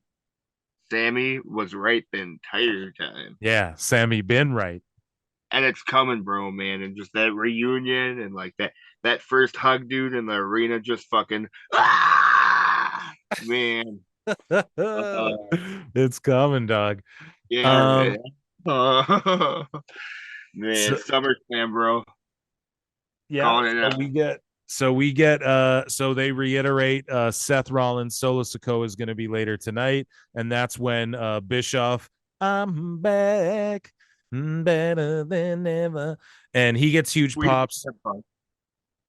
He gets like huge pops. RVD comes out, he gets huge pops, but again, dude, were they like muffling the RVD pops? Is that because he did the Shawn Michaels eye in that shoot interview? I thought he was super over, bro. Me too. Me too. But listen, bro, when he comes out, I felt like the crowd was like, wow. And then the announcer starts doing his introduction. I felt like they were like quiet. And then he got on the podium and went, yo, Rob Van Dam, and the crowd exploded again. But I don't know. Maybe I'm tripping out, but I just felt like I was like, damn, dude, because, you know, he did that shoot interview with Sean Oliver like years ago where he did the Shawn Michaels, like he did the impression of Shawn Michaels and he does the goofy eye, the crooked eye. And I was like, maybe he has heat for that. I don't know, man. In my notes, I have written down RVD pop. Oh, yeah. You know? Oh, yeah. Big, me too. RVD super over. The RVD chant picks up. There, he's over like Rover. Bischoff announces the pick for Raw, and he picks Trish Stratus. Neither here nor there about that. RVD announces that Karrion Kross and Scarlett, but he botches and forgets to say Scarlett. You said he botched Imperium last week. Yeah, I told you he just botched the product. I told you. He definitely botched Scarlett here. Bischoff announces that Raw has then drafted Shayna Baszler and Ronda Rousey. Both of them. Say what you say. Well, they're gonna win the tag team championships from Liv and Raquel, and they are going to reign with those titles all year and destroy. And they're gonna all the tag teams, and they're gonna build all the tag teams around Ronda and Shayna, and then they are going to feud with each other at WrestleMania 40 and fight each other. And Ronda's going to put Shayna over, and then Ronda's going to probably go away for a long time and have a bunch of kids. That's what I think. Get her off my TV. Okay. So finally, SmackDown selects Oh, here we go. our guy, LA Knight. Yeah, dummies. Woo, man, I popped. I popped hard. So he ain't Yep. winning the world heavyweight title. He wasn't on television. He was an on television pick. Right. What a great game. That I'm so happy he was an on television pick. He deserves it. That means hopefully that means look, this is a featured guy that we're gonna feature on our show. And yeah, we couldn't be happier. Congratulations, LA Knight. Yeah. And hopefully they don't just feed you to Roman, but even if they do, Good. yeah, good. Yeah, dummies. Motherfucker, you're the man and you deserve those big paydays. You deserve the eyeballs. You can carry that. You can carry the show while Roman's not there. I put everything on that. Yeah, dummies. Miz TV. He calls out Shinsuke. They did this to get Shinsuke over on Raw. They're clearly getting behind Shinsuke. I told you this weeks ago. This was great. And this was sports entertainment. This was WWE. This was getting Shinsuke over. This was the Miz doing what he is meant, why he's so money. This is me telling you weeks ago, they're going to build Shinsuke. He's going to be a serious guy going forward. You're starting to see that happen. This just reminded me of old, like Roddy fucking Piper's Pit type shit. Like, for real though. Yeah, I love this. Bro, go ahead. Can you tell me. Say Nakamura is officially a sports entertainer. That's what this promo was. You know I feel like he has been for a while. I feel like he's been willing to do that since like the King Nakamura shit. Like I think he was down. Like he's like, yeah, fuck it, let's do this. But that being said, this was exactly what you said. This showed he's going to be a featured guy and he's ready to sports entertain, which is what we all want at the end of the day out of our wrestling. I'm sorry. So this is people are going, I like to go back to I don't want 5-star match. But anyways, Shinsuke hits the Kinshasa. Every time he does it, I yell Kinshasa. Yeah, oh man, we used to be some really hardcore Nakamura marks a few years I still am, dude. I saw him for the first time ever, I think a year ago, maybe less than that, at a house show. And I fucking popped so hard. He was on my bucket list of wrestlers to see. He makes fun of fucking Miz for having little balls. He fucking hits him with the move. I'm popping. I loved it. Omos is backstage with MVP. Yeah.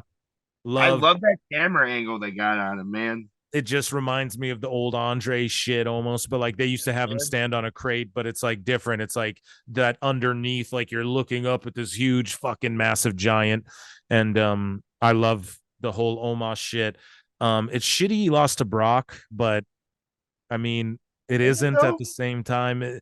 No, I mean, I just think it's like, it's like, okay, just if they just need to have him squashing everyone. If they just start fresh now, okay, Omos is finally going to get it together. He's just squashing. But I feel like Rollins is going to beat him. So that's where I'm kind of like, shit, man. They might be fumbling Omos a bit if they haven't already, depending on who you ask. So I don't know, man. I think that's like one of the biggest things we disagree on is like wins and losses. Yeah. I think he'll be fine with a loss from Seth Rollins. He's still the monster. Because like it's gonna be something where he has to schoolboy him or something. It's not gonna be just a clean Seth Rollins. I know, but we saw him get. We've just seen him lose, bro. We've seen him get devastated. We've seen him get. Like Brock should be devastating him. Sure, right? Yeah. It's just all about who do they want to get over, and do they just look at like, okay, well, Almas is a huge guy who's green as shit. He's probably never going to get it fully, and let's just do our best to get him over. But let's just use him to get other people over. He's a big body, But getting it into this match that followed, Almost versus this local jobber, Anthony Alanis. Oh, okay, nice. My bad. Sorry, guy. I don't, bro. What I was seeing here is Almost is starting to understand ring psychology, man. He just really slowed down and he was letting it breathe and the pacing of everything. I don't know. for me watching it, I'm seeing improvement in his wrestling game. You know? I'm seeing that match by match with him because we see him wrestle so little. Where I'm seeing it in the Brock, in the Brock match, I saw good things. Of course, you're in there with Brock, who can carry this shit by himself. But it's like, yeah, I agree. This was a great jobber squash match, and I wrote in my notes like more squash matches for Omos, and it's so smart. Yeah, I also wrote that it was so smart. I think MVP's really just like, you know, took him under his wing, man. You know, because MVP is one of the greats. And can I just say this? I loved Corey Graves. I was popping for Graves, like quoting the Alanis Morissette songs because of the guy's last name was Alanis, so he's like fucking singing ironic and shit. And like I fucking love that dude. I thought that was all good shit, man. Good shit, pal. Is Alanis Canadian? Is that why you were popping? Yes, dude. And yeah, we love Alanis. We love Alanis out here, dog. So and she played God in Dogma, Kevin Smith's movie Dogma. Shout out Kevin Smith. So replays are shown of Triple H introducing the World Heavyweight Championship from last Monday. This is when we see Molly Holly, who gets a good little pop. And Road Dogg come out for the next picks. I love here too, man. I love Molly Holly, but damn, she was fucking real like robot dick on the fucking mic for her picks. Oh, right. She came in like fucking just right after her music cut off. Blah blah blah blah blah. Yeah, dude. So Molly Holly says, you know, Strowman and Ricochet get picked. Awesome. Love that they're keeping them together. So yeah, they're going forward with this tag team for the foreseeable future. We like it. We talked about it already. Road Dogg announces that SmackDown selects Shotzi. How the fuck of everyone on the roster did Shotzi get a television mention pick? Dog. It was so bad that it didn't even register with me. I honestly had to rewind because like so I'm like writing down in my notes after every pick. And I just got like, I just tuned it out and I was like, wait a minute. They started talking about the Raw pick. And I was like, wait, well, who did they pick for SmackDown? And I had to rewind it. And I saw Shotzi and I was like, oh, that's why. What's going on to where she's. I don't know. She's got those $5 poop pictures on deck, though. She's got $5 poop pictures? Yeah, I'll show you off pod. Oh, my God. I don't. Okay. You know what? We're gonna move along here. Okay, so the next pick for Raw is Bronson Reed. That one got you. None of you. And, you're not. I listen, man. I didn't know about that, and I don't know that I'd want to know about that. But I digress. Bronson Reed, Mr. Happy Guy, Mr. Smiley Man, or whatever they call him, Mr. Nice Guy. Good for him. And then finally, SmackDown gets picked. SmackDown picks Pretty Deadly, Elton Prince and Kit Wilson from NXT. I love this. They're ready. They're ready for it. However, no there. So hear me out. We were talking about it earlier. The tag team division on SmackDown. There's no belts, but they have like a really good division, and you have people like Pretty Deadly, who okay, so make some tag belts, split them up. What's going to happen, dude? They're going to put tag belts on SmackDown. They're not just going to. We'll see. Because, like, you got to do something with Pretty Deadly. What are Pretty Deadly there to fight for? What's their incentive to even do anything on SmackDown? They're two Dolph Zigglers. What do you mean? Right, but what's their incentive to even do anything on SmackDown? Like, in NXT, they're like. To prove how much prettier they are than everyone. Yeah. And how much deadlier they are. Yeah, dude, you're actually right. That's what it is, dude. Yeah, bro. Good call, bro. They're so good. Yeah, they're so good, dude. No, I'm not hating on any of that. I know it's gonna be great, but I'm just like, dude, this to me screams we're gonna just split up or create new tag team belts. And Zayn and Owens can keep theirs over here. That's what I think, because you're putting too many good tag teams over there. There's no way they're not going to like have a tournament where Pretty Deadly makes it like far along in the tournament. Yeah. Man, so like, I guess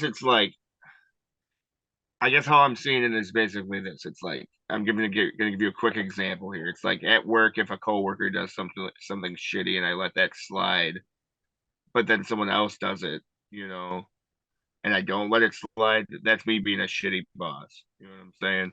So it's like, wouldn't that then I'll take that into consideration. Now, if Triple H goes and makes tag belts, just to please the tag division, isn't that like, you know what I'm saying? Like, because he's setting, I don't want to say he's setting a bad example with giving, like, creating this new belt, but it just seems he's making these belts from what we're hearing from the stuff with Billi Bhatti and whatnot, is he's just trying to cover for this goof of promising Roman time off, and Roman just going, no, man, I earned it. Yeah, dude. I dig that. Okay, so the Judgment Day make their way to the ring.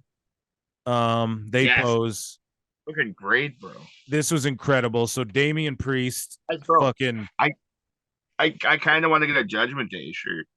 I do, dude. I do. I love these guys. Okay, first off, Rhea comes in. Riho. That's what I just said. My word. Rhea comes in. She cuts a great fiery promo, and she, Mami is always on top, dude. Oh man. And just, dude, I popped so hard. And then, like, just that squeak in her voice when she's like, you really think, like, just that shit, man. Fuck, is she good? Man, she's basically like the only female wrestler better than her right now, Charlotte. Like, in ring, dude, I think Rhea's on the mic and everything. I think she's the best in the world right now. I think Rhea is just on another level right now from everyone else. Yeah, dude, right? Because she wants this, man. Bro, it's her time. Like, she's in her. Rhea is right. It is her time. You're right, and it's organic. Right. It's not forced. It's not fabricated. Right. Yeah, you're right. Yeah, dude. Okay. Yep. So and then Damian Priest, man. This is what I wrote in my notes. I love how Damian Priest transformed back into Punishment Martinez during this promo.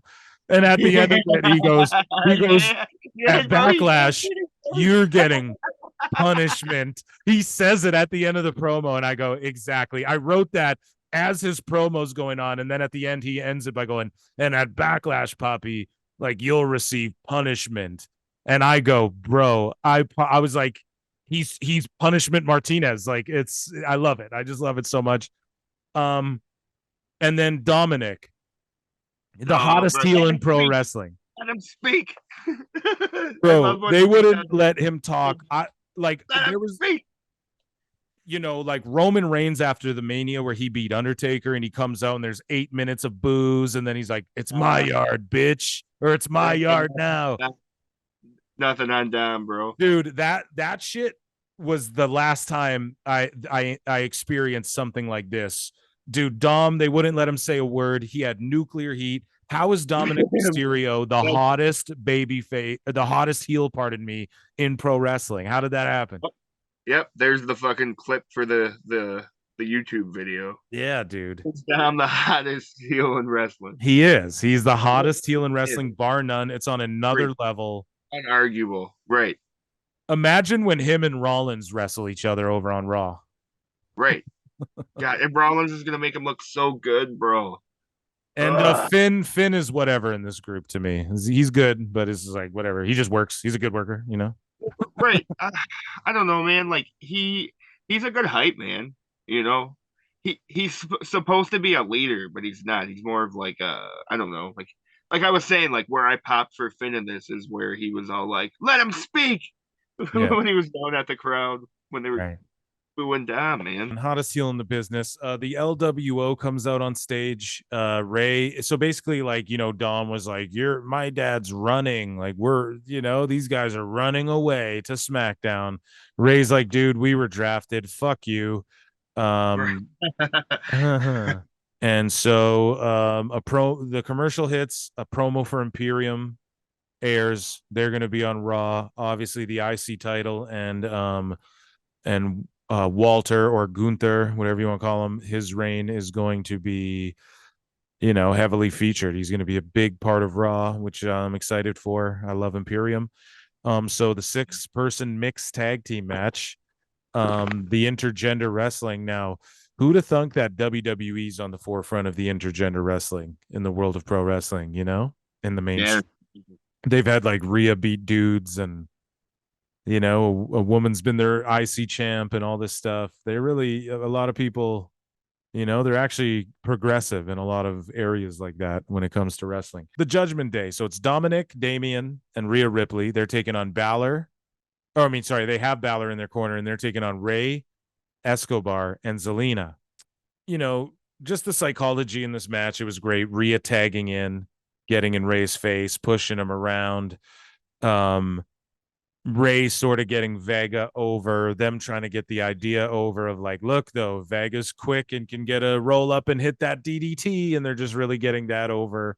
Rey and Dominic, they got, you know, there was a point there where they got like huge pops when they were both tagged in. As I said before, Rey's just there getting people over. He's done shitloads of jobs. The LWO does another job. They've been fucking jobbers. I'll say it till it's blue in the face. You know, Zelina's not winning that belt. It's just they're just building up a good challenger. She's the only member of the LWO to get a win since even before the team's inception. They're fucking flippy jobbers who you pop. Rey's there to get people over, but it's like, how long do I pop for a t-shirt before it's like, dude, you need to win some goddamn matches. But luckily, they're going over to SmackDown, where the tag division, I've been saying it, they're going to make some new belts, I think. The choke slam over the top rope from the apron, the south of heaven. That was awesome. Priest gets the big pin. They're hyping him up for his match with Bad Bunny. Bad Bunny, I don't know their match. I think Bad Bunny will probably get the win. That's why it's a street fight, so that he doesn't get a clean finish. Two Puerto Ricans going at it. What did you make of this match? What are your thoughts on Damian versus Bad Bunny at Backlash? And what are your thoughts of LWO going to SmackDown and being jobbers still? Man, it really just made me interested in tuning into the pay-per-view. You know, they're doing a lot of good, just man, good promos, good matches, all the right stuff. Hooking you in, man. Just hooking you in and making you want to tune in to Backlash this Saturday.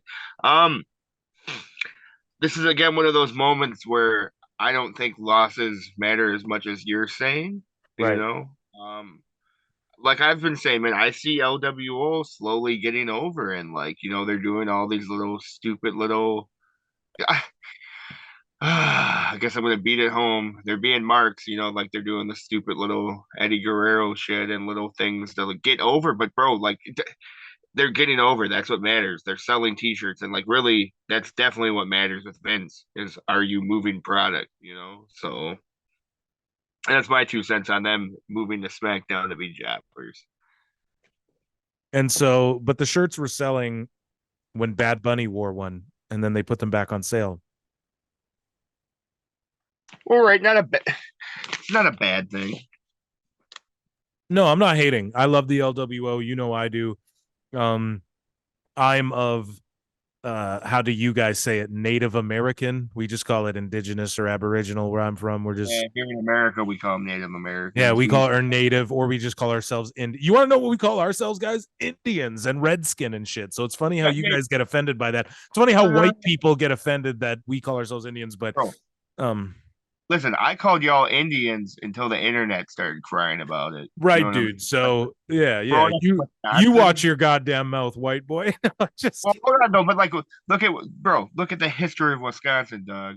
There's tons of Native Americans here, bro. Right. And like, I never like, you know what I'm saying? Growing up as a kid, I never got heat from like other natives by saying Indian. You know what I'm saying? It didn't become a thing until like that whole Redskins football thing, but that's neither here nor there. I swear it's like white people. It's like white people getting offended on behalf of everyone else. That's what's going on in society. That's the white bulldog that fucking we all have fucking just brewing on us. But again, that's neither here nor there.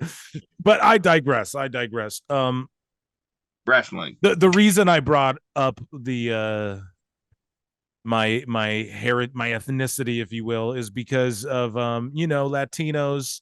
You know, we share a lot of that same culture, man. Like if you go like in South America, like the further south you go, it's like the headdresses and the war paint and the tribes and the okay, that's all. I mean, to me, I feel like if I'm no historian, I don't know fucking evolution, but I'm sure if you follow that shit, we're all connected, man. We're very similar people, so I love I love all of that. I love the LWO. They're super over with me, and I don't mean to shit on them, but I'm shitting on them from a place of like, I want them to win. I want them to win. I could see them being tag champs. I could see them having great matches with like Zayn and Owens and shit. Or I guess that won't happen now, but and they have been having great matches, but just them losing every time since the group's inception to me is like, well, what has the group done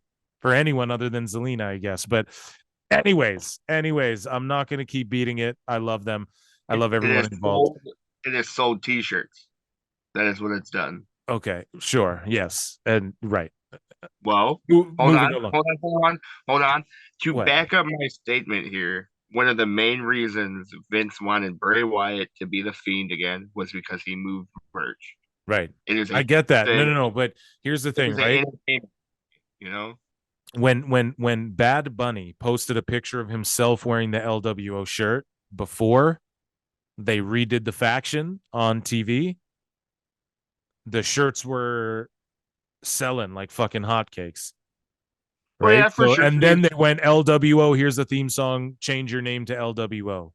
Okay, sweet. But all I'm saying, they've just lost since they've done that. So, and then Legado del Fantasma was losing before they did the LWO. So I'm saying, dude, if you've been watching the show week to week, you're kind of like, okay, they're awesome, but did these guys ever win or what the fuck? But he was also like, man, his feuds in NXT against the Don, man, that was, I don't know. Okay, but no one watched that. Let's be honest. Right, yeah, for sure. No one saw that. That's like telling me some shit that happened on Rampage. You know what I mean? We don't running into the mall and yelling out some New Japan wrestler's name and expecting people to react.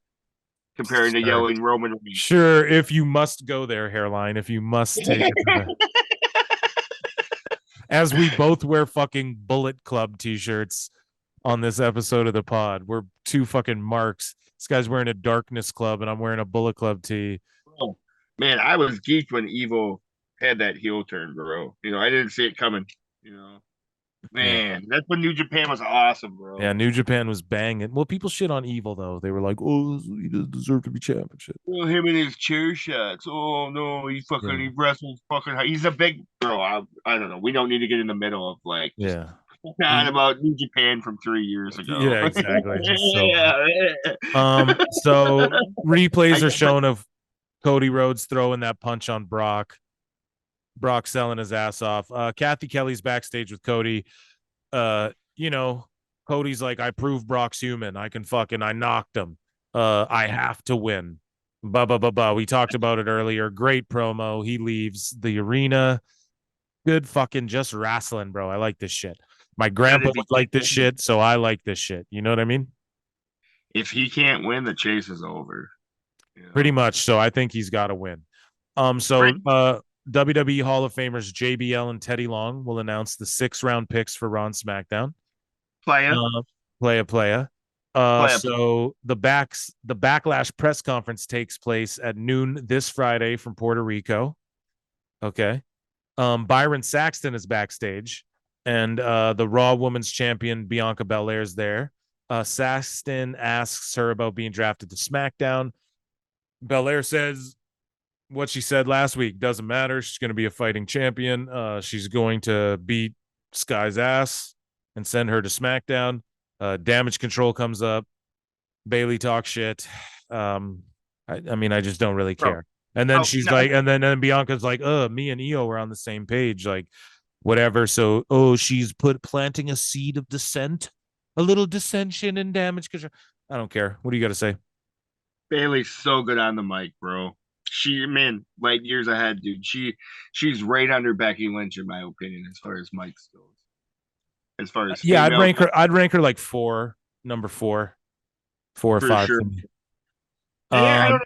It was basically that. It was planting little seeds of deception. I just wish, Bianca her line. I wish it's not that her delivery isn't there. It's just she sounds kind of very like she's just reading lines. yeah, you know. Yeah. I know I'm not, bro. She can't make me be invested in her. You know what I'm saying? No, there's nothing about it's for little kids. It's the little kid. Yeah. Right. Yep. Whereas like Rhea Ripley's like, mommy's always on top, and I'm just like, oh god. I'm like, oh my god, yeah. JBL announces that Raw picks Alpha Academy, so Gable and Otis are staying together. Otis will forever be Otis now. And it's kind of getting over with me. It is, dude. Teddy Long announces Tag team wrestling forever. Yeah, he announces that Rick Boogs is going to SmackDown. Okay. This is like Shotzi to me. Of all the people, Braun Breaker wasn't mentioned. What did he do to get so over with the Office? Who, Rick Boogs?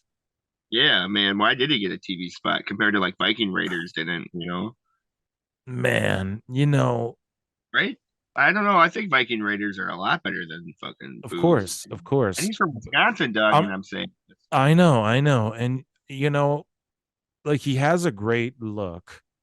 He has a great physique. I look at him and I go, wow, I could see like people getting behind him. His work's decent. Even his like attire with like the tassels, but also the singlet. I don't know. It's just he feels very like Rick Rude to me, kind of, but not really. But he's doing the Freddie Mercury thing. But I just think I don't know what it is, man. Maybe it's like his work mixed with his physique, and they're like, okay, eventually we'll have something for this guy. I don't know, but it's not for me, dude. I don't think he could do anything to get this guy over with me, like he couldn't. I don't see myself ever being invested in Rick Boogs. Right. So JBL announces Katana Chance and Kaden Carter. Great. They're on Raw. So they're at the Performance Center. They're emotional. I love this. Alba Fire and Isla Dawn get in their faces. Cool. It was also sports entertainment. They're building up to stuff. They're showing those young new faces on the main roster already, getting us invested, going, oh, they're on NXT doing this. Maybe I'll check out NXT this week.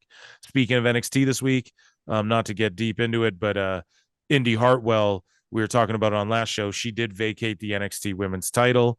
So when she heals up from her injury, she'll return. I'm sure it will be to fulfill all of Hairline's way fantasies with Candice LeRae and Johnny whoever and fucking Dexter whatever. And I hope your dreams come true. No, okay, listen, bro. I'm telling you right now, here's what it's gonna be. It's gonna be the three of them with Theory, and then Theory's gonna act like he's gonna like entertain the thought, and he's gonna start Theory's going on SmackDown. I'm just saying there's gonna be some kind of angle. Maybe it's oh my god, I'm fantasy mark booking. You're doing what I do. I know, continue. Right. And you're doing it wrong. I'm just kidding. I know I did that earlier.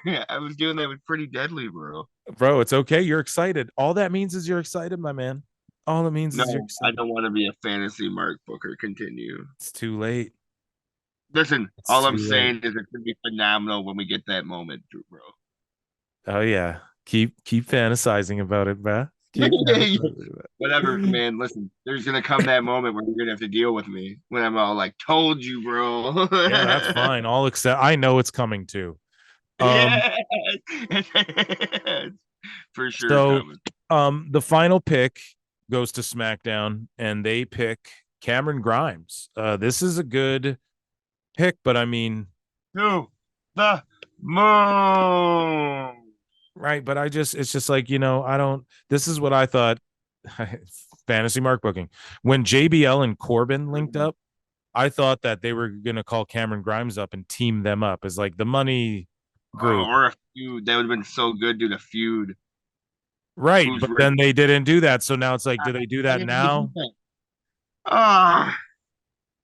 Right, dude. Dude, you wouldn't even believe, dude, in my WWE 2K universe fantasy mode, I have, I have Corbin and Grimes together in a tag team, and they're like the money guys, that's what I do That's what I've done the last couple of years. I can only imagine your bro. little friend that you have. Oh, dude. Wait till I make you play me on Twitch and we get our Twitch going. Oh, I can't wait, dude. We'll have the fans tell us whose show is better. We'll have the fans tell us whose show is better. LA Night, bro. How do we do that? Oh, dude. We'll have to, dude. What are you talking about? We'll draft, brother. We'll fucking draft. Who gets LA Night? We'll draw whoever gets the luck of the draw, brother. Whoever plays their cards the best and gets the first pick. Sure, it's whoever goes first pick. You know yeah, the number one pick, dude, overall, no doubt. All right, my bad. Yeah, dummies. Okay, so Cameron Grimes, good for him. Good for you, brother. Good to see that you're on the top shit now. You're gonna be a top shot and now on the main roster. So Solo Sikoa makes his way to the ring with Paul Heyman. Him versus Seth Rollins. I'm fucking hyped for this match. Another Solo Sikoa main event. Brother.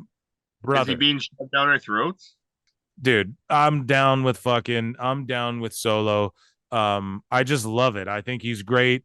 They're clearly just getting behind him. He's got his own unique graphic. The entrance, they're fucking real.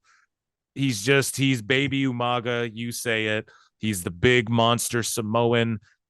He's gonna eventually fight Roman. They're getting rounds in while they can. With him as a big dude, they're getting him in there against all these great guys, and he's the future. You're looking at Solo versus Braun Breaker, WrestleMania 43 or whatever the fuck. You know what I mean? Like that's the type of shit we're looking at. And yeah, man, he sort of skipped all those guys in NXT for a reason. He came in and he sort of skipped the line. And it's not just because he's related. It's because otherwise the Rock's daughter would be up there too. But the thing is it's because he's great, man. He's really, really good. And he's played his part in this whole bloodline storyline so tremendously.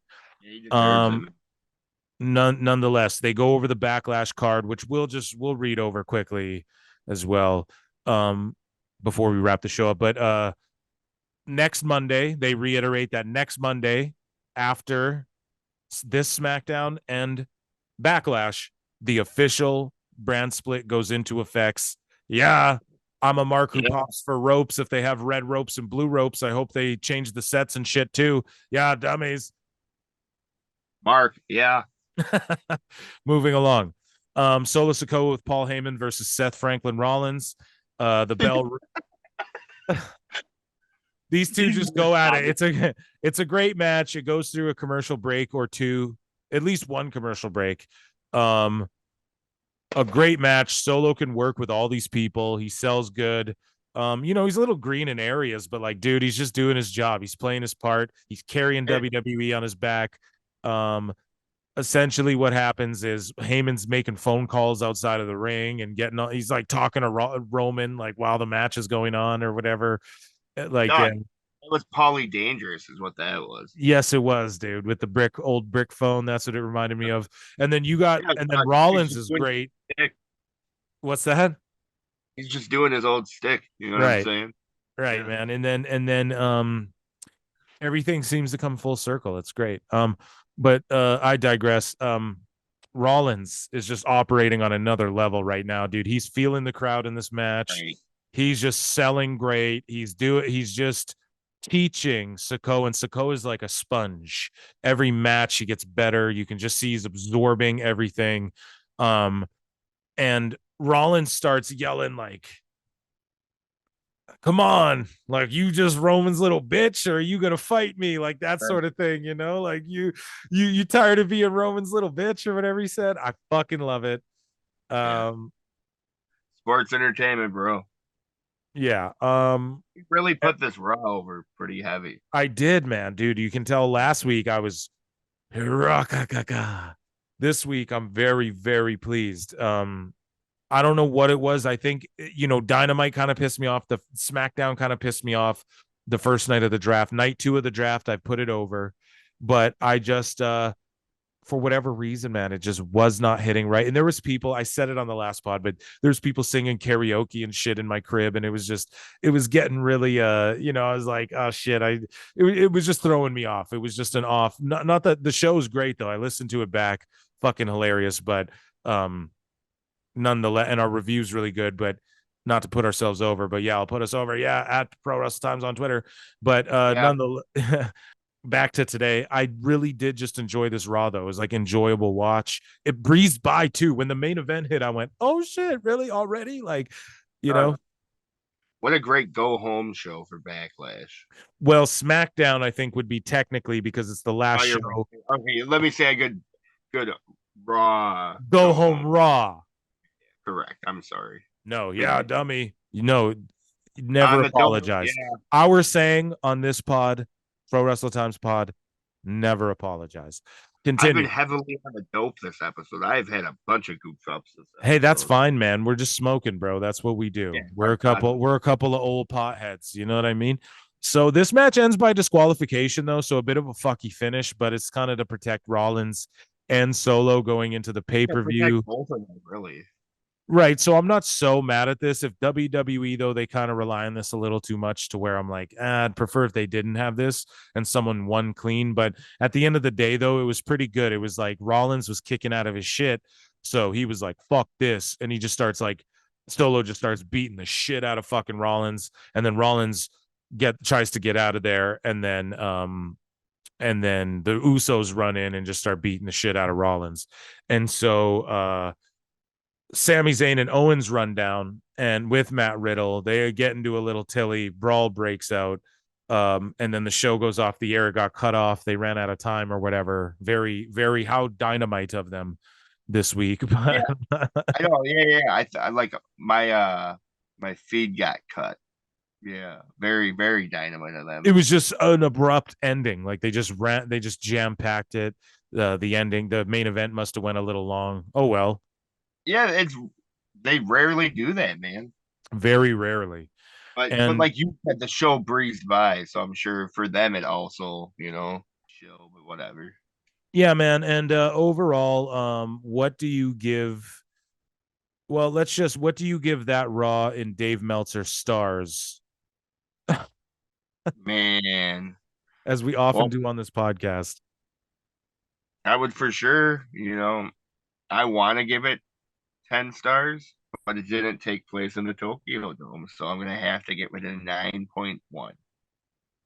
Okay, so I want to read to you the entire draft, everyone who was picked, because there were some other people picked off television. I didn't watch the SmackDown Lowdown or the Raw recap or whatever the fuck it's called, but we'll just run through SmackDown Lowdown. Well, I did the last week, but was it on again, or is that no? I guess that would be after SmackDown. Dummy, yeah. Okay, so yeah. So Raw picked Raw. So I'm just gonna read the whole entire draft. This is who they got. They got Cody Rhodes, Becky Lynch, Gunther, Ludwig Kaiser, Giovanni Vinci, Matt Riddle, Drew McIntyre, The Miz, Shinsuke, Indy Hartwell, Apollo Crews, Candice LeRae, Sonya Deville, Chelsea Green, Dexter Lumis, JD McDonough, Massey Massois, and Maxine Dupree, Natalia, Eric Ivar and Valhalla, Zoe Stark, Rhea Ripley, Seth Rollins, Kevin Owens, Sami Zayn, Finn Balor, Damian Priest, Dominic Mysterio, Liv Morgan, Raquel Rodriguez, The New Day, so Xavier Woods and Kofi, Trish Stratus, Ronda Rousey, Shayna Baszler, Braun Strowman, Ricochet, Bronson Reed, Gable, Otis, Katana Chance, Kaden Carter, Akira Tozawa, Dana Brooke, Emma, Endu Shear, so Jinder Mahal, Veer, and Sangha from NXT. Yeah. Bro, where's Shanky? Who knows, DJ Shankenstein. What happened to him? I don't think I'm going to even dignify that with an answer. Johnny Gargano. What? Bro, what? Dude, listen, who cares? Me? Clearly me. Doug, what? DJ Shankenstein? All Jesus that dancing? Christ. Bro, listen. You know what? I can't believe I get as much shit as I do from you. sometimes. Some of the shit you say. Wow. So Johnny Gargano, Los Lotharios, so Angel and Umberto, who lost their last names, I guess. Nikki Cross. So check this out. On Raw, called up from NXT, Odyssey Jones. Where the fuck has he been? I don't. You're not even familiar? Okay, yeah. Who's being a mark now? Me. I'm like, oh, Odyssey Jones. Piper Niven, Riddick Moss. Okay. Well, man, no, it's no disrespect to NXT, man. Can we drop AEW and just watch NXT instead? No, not happening. Not happening. Okay. Tegan Knox and Gia Lee. And shout out Gia Lee. I love her. Super underrated. So SmackDown gets the Bloodline. So Roman Reigns, Solo Sikoa, and Paul Heyman. They get Bianca Belair. They get the Street Profits, Montez Ford and Angelo Dawkins. They get Edge, Bobby Lashley. They get AJ Styles, Luke Gallows, Carl Anderson, and Mia Yim. They get Bayley, Io Sky, and Dakota Kai. They get Alba Fire, Isla Dawn. They get Top Dollar, Ashante the Adonis, and B-Fab. Lacey Evans, Austin Theory, Charlotte Flair. The Usos. Everyone got swerved, thought they were getting broken up, but nah. But I think Roman and Solo versus the Usos is coming in the near future. That's just another quick example of why this is the greatest storyline in all of wrestling. Is that they can just quickly get that little sizzle for 1 or 2 episodes, you know?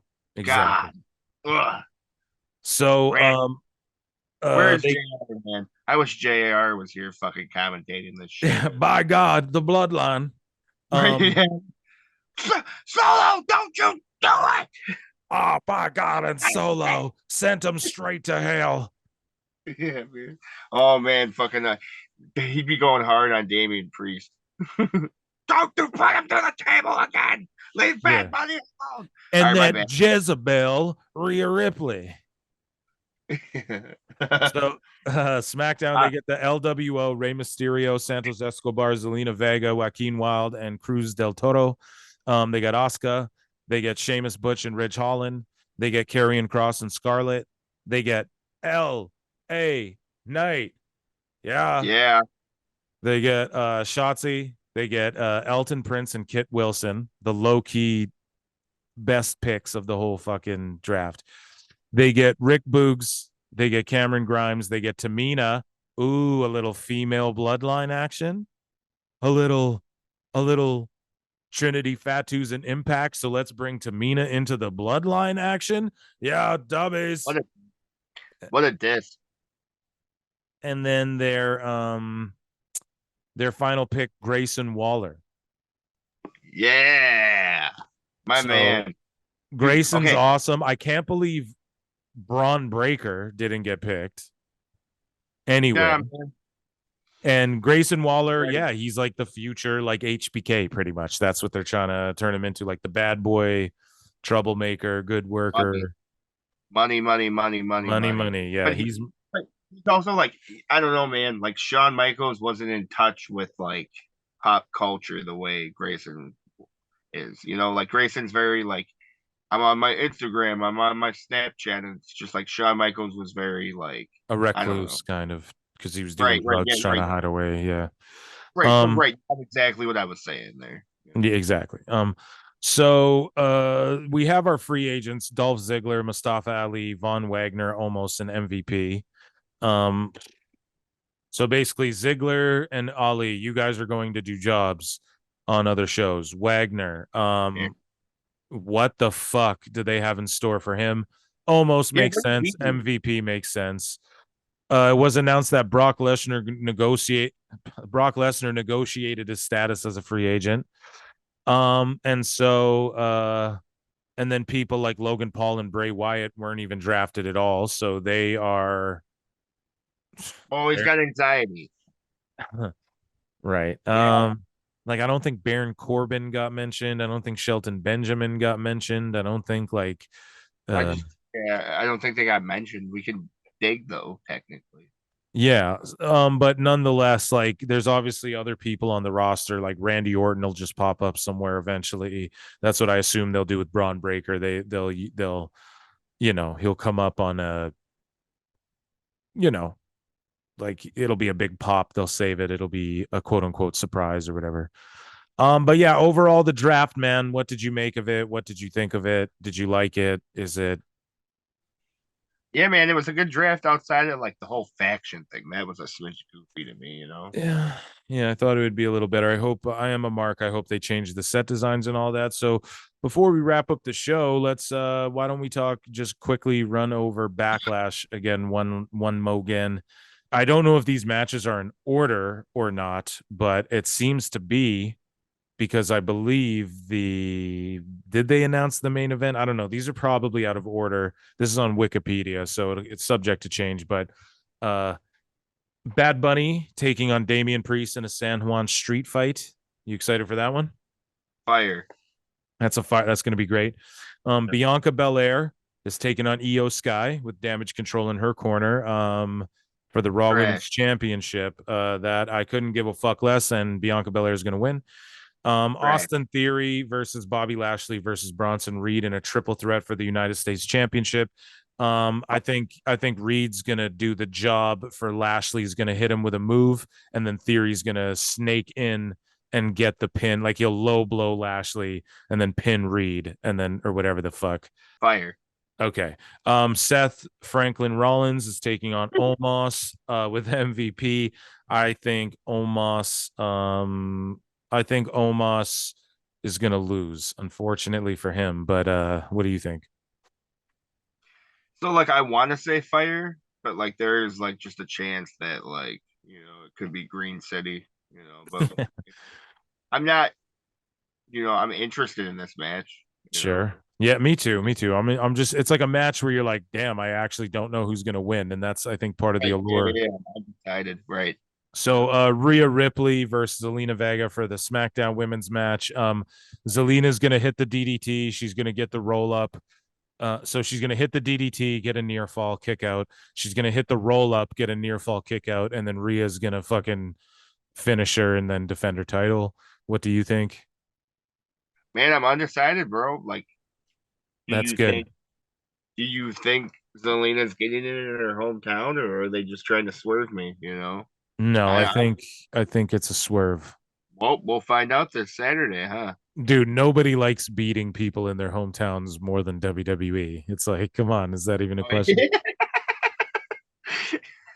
For sure. So the co-main event, according to Wikipedia, Cody Rhodes versus Brock Lesnar. Taker. I'm so excited for this.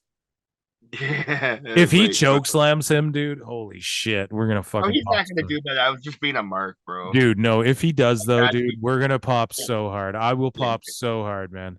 And you're never gonna hear the end of it from me. I'm exactly. I have this gift. I'm Notre Dame of wrestling. And then the main event: Matt Riddle, Kevin Owens, and Sami Zayn taking on Solo Sikoa, Solo Sikoa, Jey Uso, and Jimmy Uso with Paul Heyman. Randy Orton return on this or no? No. Okay, yeah, I don't think it's time for that yet either. I think it'll be saved. Yeah. They're paying for Randy Orton to fly out to fucking this. Nah, I think it'll happen on like a Raw. It won't be on a pay-per-view. After a pay-per-view. A Raw after. Yeah. Yeah. Yeah, dummies. Yeah, and that's Backlash. So I'm pretty pumped for it, man. Puerto Rico, San Juan. Let's fucking go, man. Funny. Well, yeah, man. I guess I just want to quickly give a shout out to everyone that's been subbing to the Clip Channel and all that. Everyone that's been just listening to the podcast overall. Yeah, man. So check us out on Patreon. We're doing the Chris Jericho Fall from Grace series. We're just chronicling his life. We do exclusive content on there. You get early access to our podcast, you get like an exclusive stream. If you're on our Patreon, you get an exclusive stream to our podcast. You get it early. So that's patreon.com/prowrestletimes. Everybody who's checking us out on YouTube, we love you so much. That's at Pro Wrestle Times on YouTube, at Pro Wrestle Clips. Check out our Clips channel. Check us out on Twitter, at Pro Wrestle Times on Twitter. If you want to get into some chicanery and argue some bullshit ass wrestling, we love you all so much. All of our fucking 70+ subscribers. We kiss you each. Bow down. Woo! I'm Phil. He's Hairline. Yeah. Dummies, yeah. Until next time, folks. Pro Wrestle Time Podcast. Peace. Send you that shotgun $5. No, thank you. Till next time, guys. Peace.